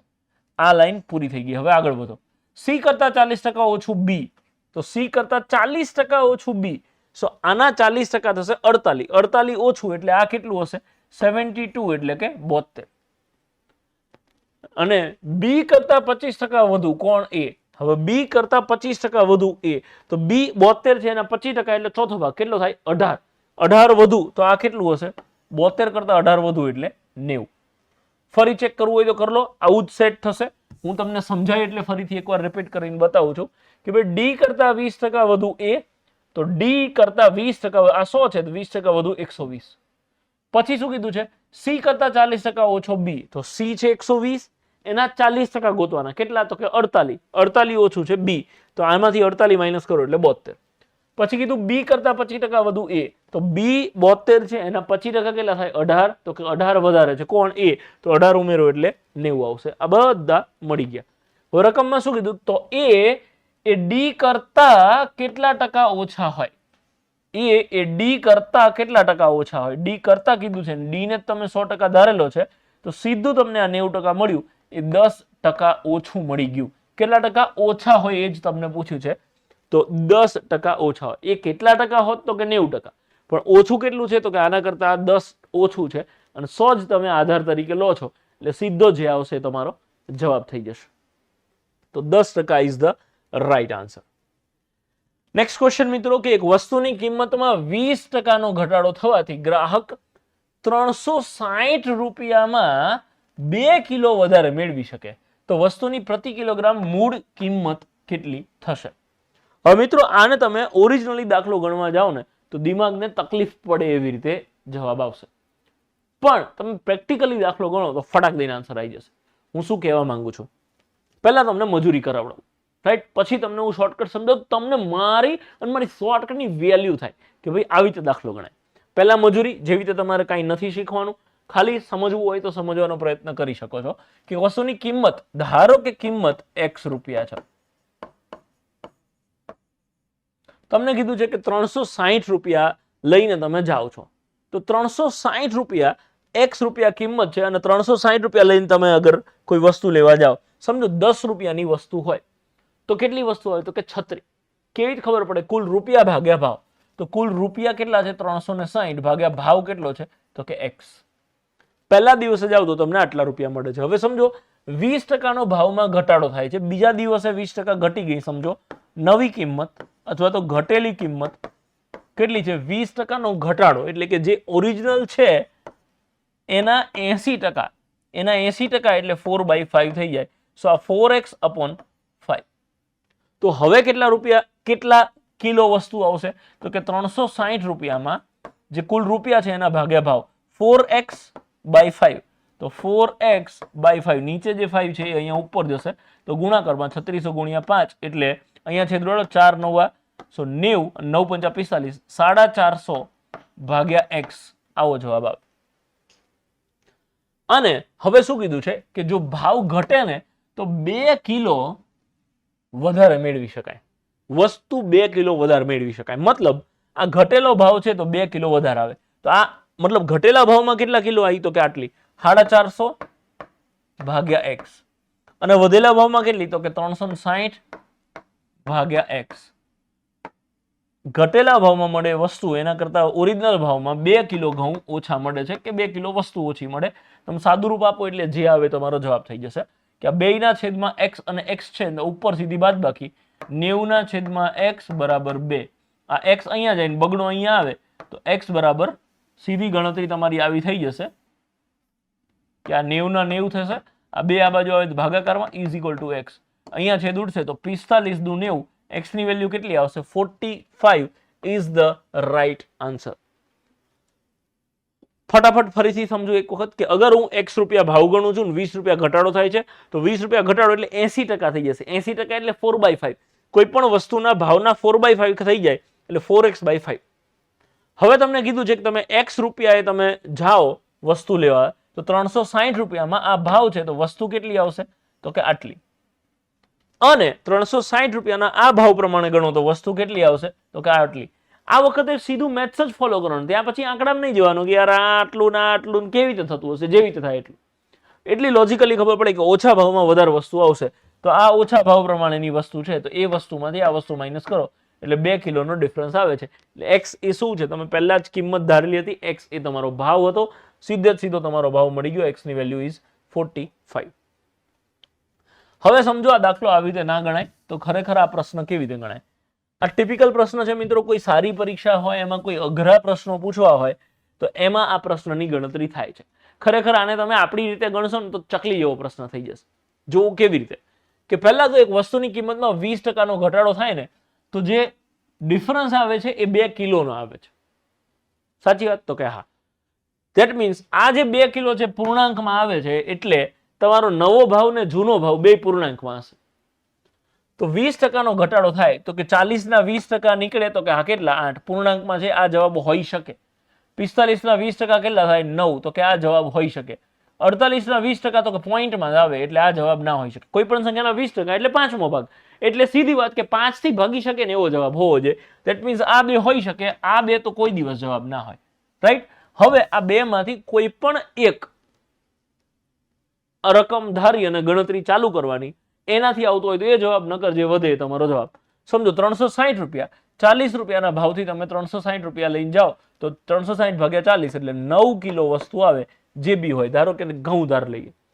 હવે શું કીધું છે કે ભાવ 20% ઘટે એટલે કેટલો થઈ જાય? 32 રૂપિયા.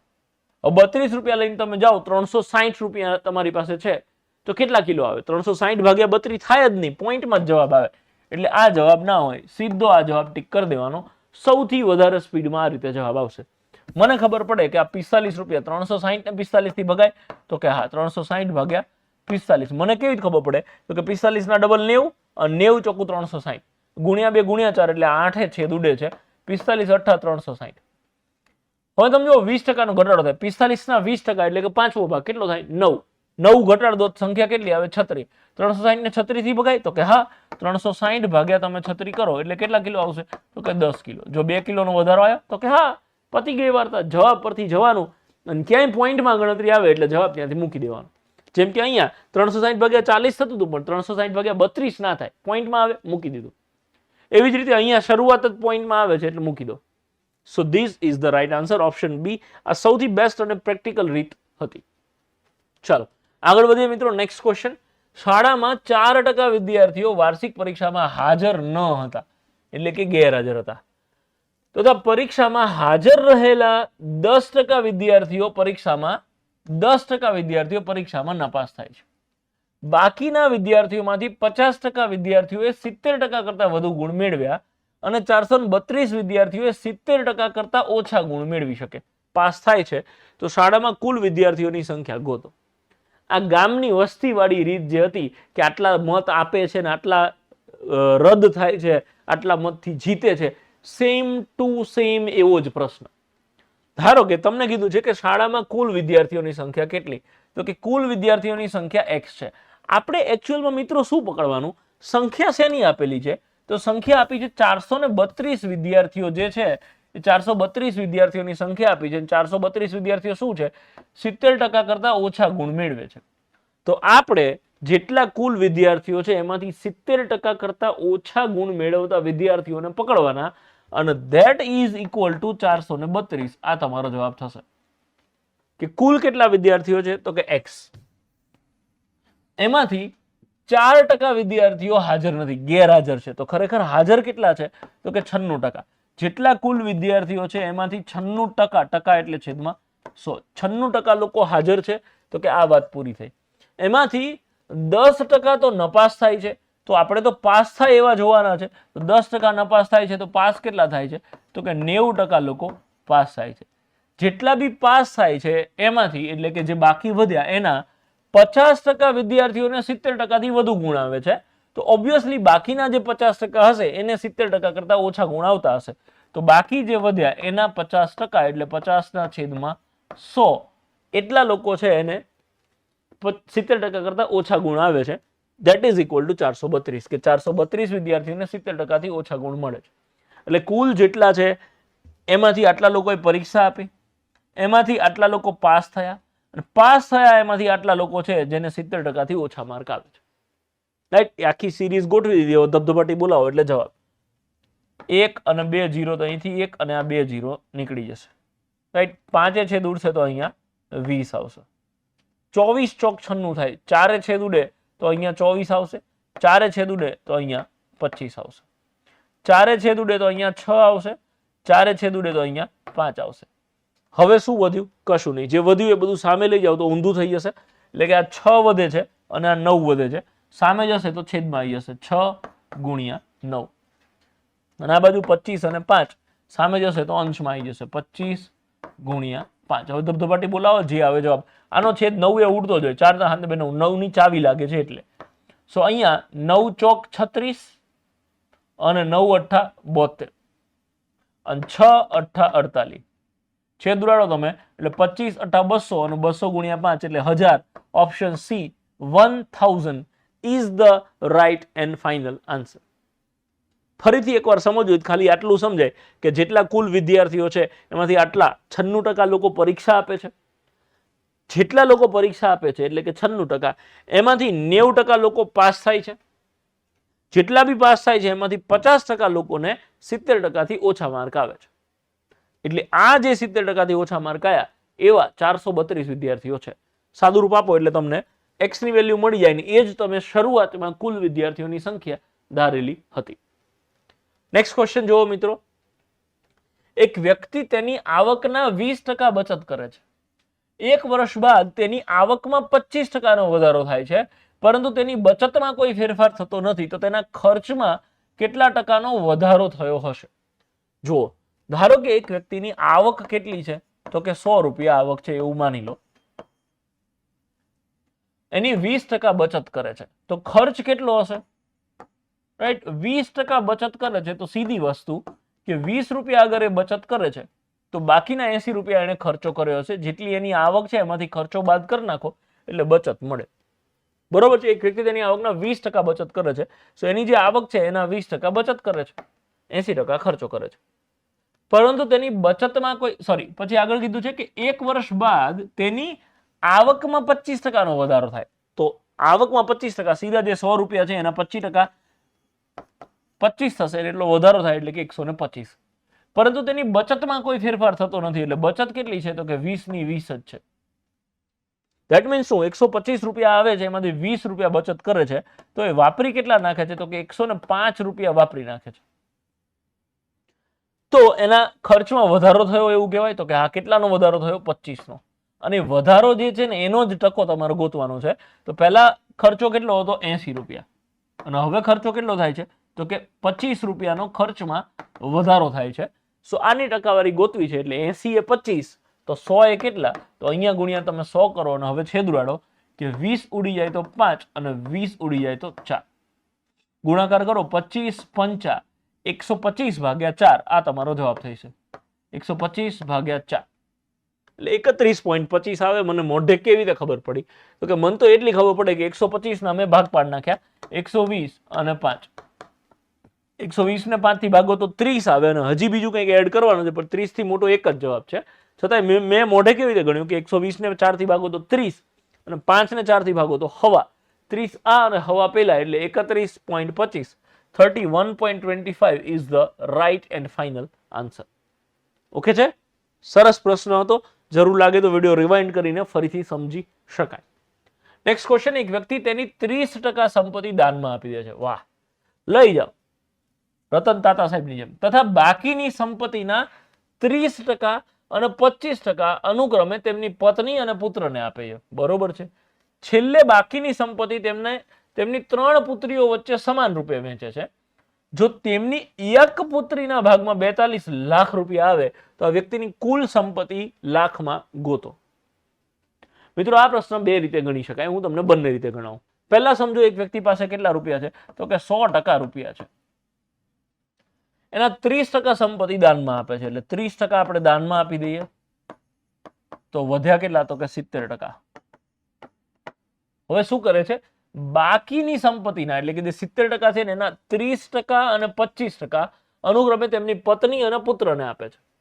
30% અને 25% એટલે ટોટલ 55% આપી દે. 55% હે ના 70 ના. હવે 70 ના 55% તો તમારે આમ જ ગણવું પડે. 70 ના 55%. તો આ ટકો નીકળી જાય તો આ 100 નીકળી જાય. હજી એક 0 ઉડાડવાનો બાકી છે. 7 5 35, 7 5 35, 385 અને એક 0 ઉડાડવાનું બાકી છે એટલે પોઈન્ટ કાપો. 38.5 કોને આપે છે? પત્ની અને પુત્રને. 38.5 તમે આમાંથી હજી માઇનસ કરી નાખો. 40, 30, 31.5 આ રકમ હજી વધે છે. આ કોને આપે આટલા રૂપિયા? તો કે પત્ની અને પુત્રને, વાઇફ અને સન ને આપી દે છે. 31.5 વધે. હવે શું કરે છે? છેલ્લે બાકીની સંપત્તિ તેમની 3 પુત્રીઓ વચ્ચે સમાન રૂપે વેચે છે. તો આ 31.5 છે. 31.5% ભાગ્યા 3 કરો ને એટલા દરેક પુત્રીને, દરેક દીકરીના ભાગમાં આવે છે. તો આના ભાગ્યા તમે ભાગાકાર કરો એટલે 10.5 આવો જવાબ આવશે. કેમ કે 10 તરી 30, 30 ને 3 થી ભાગો એટલે 10 અને 1.5, 1.5 ને 3 થી ભાગો એટલે 0.5. આટલા ટકા આવશે. 10.5% દરેક દીકરીના ભાગમાં આવશે. જો તેમની એક પુત્રીના ભાગમાં 42 લાખ રૂપિયા આવે તો જો સીધી ગણતરી થઈ ગઈ કે ટકાવારીમાં દીકરીના હાથમાં કેટલા આવે? 10.5. તો 10.5% ઇઝ ઇક્વલ ટુ રૂપિયા કેટલા છે? તો કે 42 લાખ રૂપિયા. કે 10.5% બરાબર 42 લાખ રૂપિયા હોય તો 100% કેટલા રૂપિયા હશે? તમે સાદું રૂપ આપો, જે આવે જવાબ. આ બંનેનો ગુણાકાર ને 105 ભાગાકારમાં આવશે. સો 42 લાખ ગુણ્યા 100 છેદમાં 105. 10.5 ના 105 કરો એટલે 1 0 ઉપર લગાવી શકો. અને હવે છેદ ઉડાડો. 5 ઉડી જશે તો અહીંયા આવશે 21 અને અહીંથી 5 ઉડી જશે તો અહીંયા આવશે 200. હવે છેદ ઉડાડો. 21 છેદ ઉડે તો 21 દુ 42, બાકી બધા તો 0 છે જ. એટલે 2 દુ 4, પછી પાછળ 0 કેટલા? 1 2 3 4 5 6 ને 7 0. ચોગડા પાછળ 7 0. તો ચોગડા પાછળ 7 0 હોય એવું આ એક જ છે. Option D is the right answer. એક તમે આવી રીતે ગણી શકો. બીજું તમે કેવી રીતે ગણી શકો? જો એક વ્યક્તિ પાસે કુલ કેટલી રકમ છે? તો કે x રૂપિયા છે.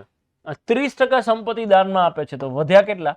70%. એટલે 70 ના છેદમાં 100. અને હવે તમે આ દાખલો ગણો છો 36 નંબરનો દાખલો. આટલા આખું ચેપ્ટર પૂરું કરીને સેલ્ફ પ્રેક્ટિસ નો 36મો દાખલો ગણો છો એટલે તમે 70% એટલે 70 ના છેદમાં 100 મુકતા હરાના આવ્યો. x ગુણ્યા 70% એટલે 7 ના છેદમાં 10 ગુણ્યા પછી શું કરે છે? બાકીની સંપત્તિના 30 ને 25 55% પત્નીને પુત્રને આપી દે. તો વધ્યા કેટલા? આપણે તો જે વધે છે ને એમ ધ્યાનમાં રાખો કે જેટલા રૂપિયા હતા એમાંથી 30% દાનમાં તો વધ્યા 70%. 70% માંથી આ પાછા 55% કોકને આલ દીધા એટલે કે પુત્રને ને તો વધ્યા કેટલા? 45%. 45% તમારે 45 ના છેદમાં 100 લખો એટલે લખો, પણ હું 9 ના છેદમાં 20 લખીશ. કેમ? તો કે 45% એટલે 45 ના છેદમાં 100 લખશો અને 5 છેદ ઉડાડશો તો 9 ના છેદમાં 20 જ આવશે. હું તો એવી રીતે સમજુ છું 5% એટલે 1/20 તો 45% એટલે 9/20. 5 9 45. આ ના સમજાય તો મેં કીધું એવી રીતે ગણી શકો. હવે છેલ્લે બાકીની સંપત્તિ હવે જે વધ્યા આટલા એમાં 3 પુત્રીઓ વચ્ચે એક સરખા ભાગે વેચે. દરેકમાં ભાગમાં કેટલા આવશે? 1/3 રૂપિયા દરેકના ભાગમાં આવે. રાઈટ? ત્રણેયના એક સરખા ભાગ. જે વધુ એના 3 ભાગ કરી નાખ્યા તમે. સો દરેકના ભાગમાં કેટલા આવે છે? તો કે 42 લાખ રૂપિયા આવે છે. આવી રીતે કરીને હવે ગણતરી કરો જે આવે જવાબ. રાઈટ? અહીંયા છેદ ઉડાડો તો 3 તરી 9.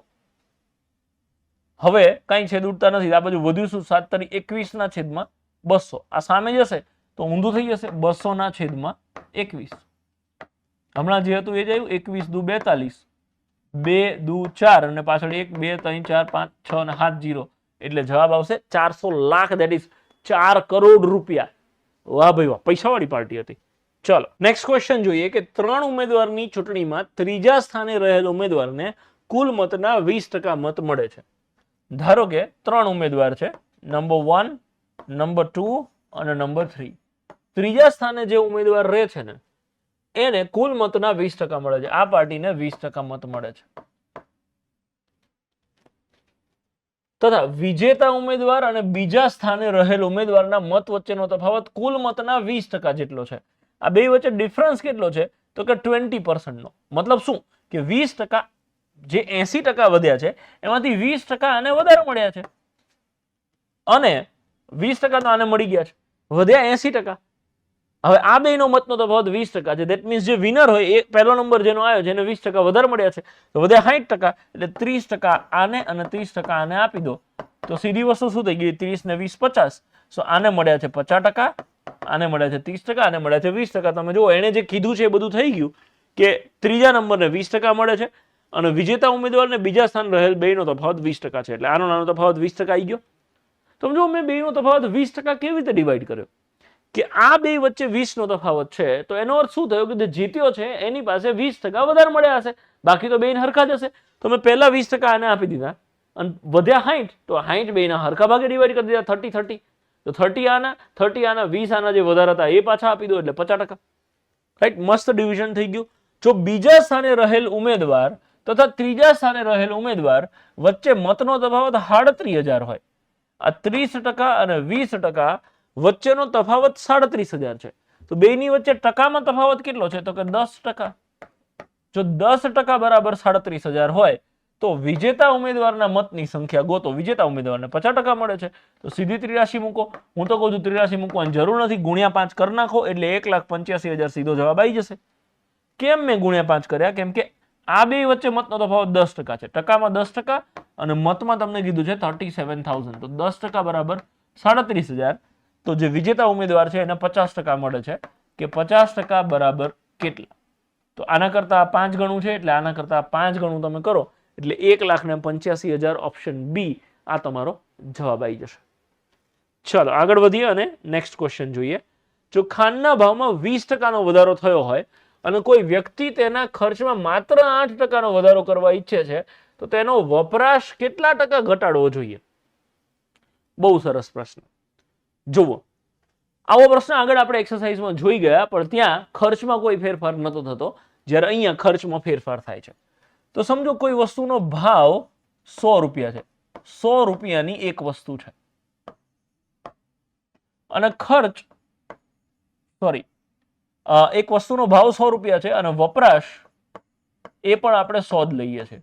વપરાશ તમારી છે 100 ની. સમજો ચોકલેટ અથવા પેન લઈ લો, 100 રૂપિયાની એક પેન છે, મને દર વર્ષે 100 પેન જોઈએ છે, તો કુલ ખર્ચ કેટલો થશે મારો? તો કે એક પેનના 100 રૂપિયા, એવી જો 100 પેન હોય તો કુલ ખર્ચ મારો 10,000 એટલે કે 10,000 રૂપિયા થશે.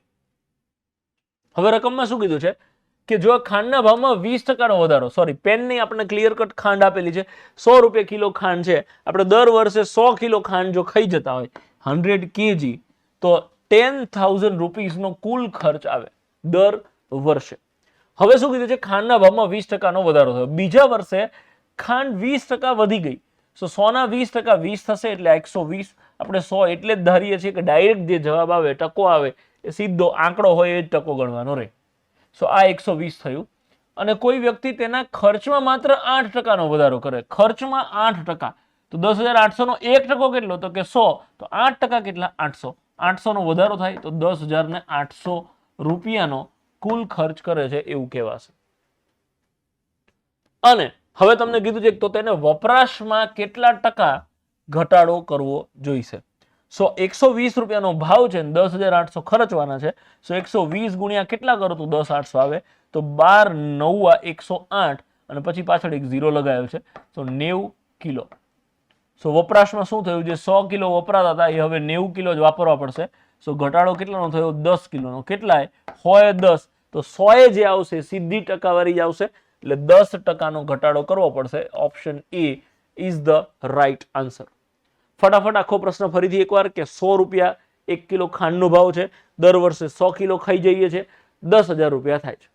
બીજા વર્ષે ભાવ વધીને 120 રૂપિયા થયો અને તમે ખર્ચમાં 800 રૂપિયાનું બીજું ખાંડ પેટે ખર્ચો વધારો છો, ભાઈ ભાવ વધે છે, ચલો 800 રૂપિયા આપણે વધારે ખર્ચીશું, પણ એના લીધે તમે 90 કિલો જ ખાંડ યુઝ કરી શકો છો, 90 kg. જે પેલા 100 કિલો કરતા હતા હવે 90 કિલો, મતલબ 10 કિલોનો વપરાશનો ઘટાડો થયો છે, અને એ ઘટાડો કેટલા ટકા? તો કે સીધા 10% જ કહેવાશે. નેક્સ્ટ અને લાસ્ટ ક્વેશ્ચન જોઈએ એટલે પ્રોગ્રામ અહીંયા પૂરો થશે. કંપનીની આવક દર વર્ષે 25% વધે છે. જો તેની આવક 2017માં 31,25,000 હોય તો આ કંપનીની આવક 2015માં કેટલી હશે? જો સુપર ક્વેશ્ચન. આમ જોવા જાવ તો આ શું છે? તો કે મત ગણતરી વાળો જે પ્રશ્ન હતો એવો જ પ્રશ્ન છે. જુઓ શું કહેવા માંગુ છું કે 2017માં આટલી થઈ, તો 15માં પ્રીવિયસ કેટલી હતી એ પૂછ્યું. ધારો કે 2015માં કંપનીની આવક આટલી હતી, 16માં શું થશે? તો કે 25%નો વધારો. તો 100% હતી ને 25% વધે તો કેટલી થઈ જશે? 125%, એટલે 125/100. આમ તો ખરેખર અહીંયા 5/4 જ લખાય, 125%, 25 છેદરો તો 5/4. તો આની જગ્યાએ આખા ચેપ્ટરનો છેલ્લો દાખલો છે એટલે હું આટલી સ્માર્ટનેસ તમારી જોડેથી એક્સપેક્ટ કરું કે 25%નો વધારો થયો, તો 5/4.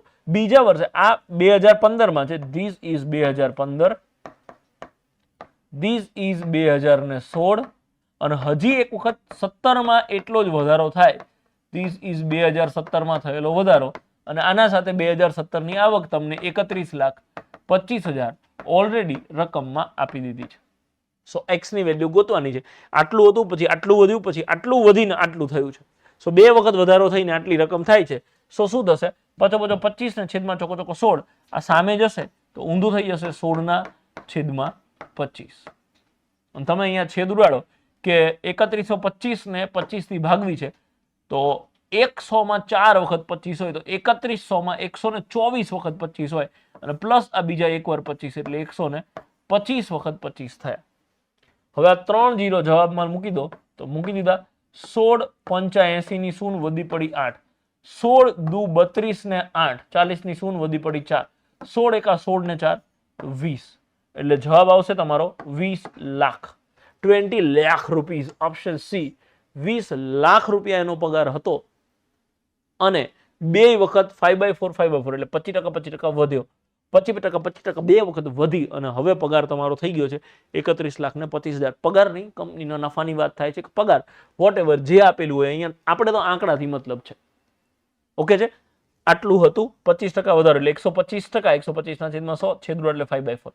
ફરીથી એવું ને એવું થાય, 15 થી 16 વધારો, 17 વધારો, 17 અંતે તમારો આટલો આવક, આટલો નફો થઈ રહ્યો છે. સો ઓરિજિનલ એટલે કે એક્સ ની વેલ્યુ કેટલી આવી ગઈ? 20 lakh is the right answer. અને આના સાથે આપણું આ ભયંકર મોટું લાંબુ ચેપ્ટર પૂરું થાય છે અને આપણે લોકો મળીએ હવે સીધા નેક્સ્ટ ચેપ્ટરમાં.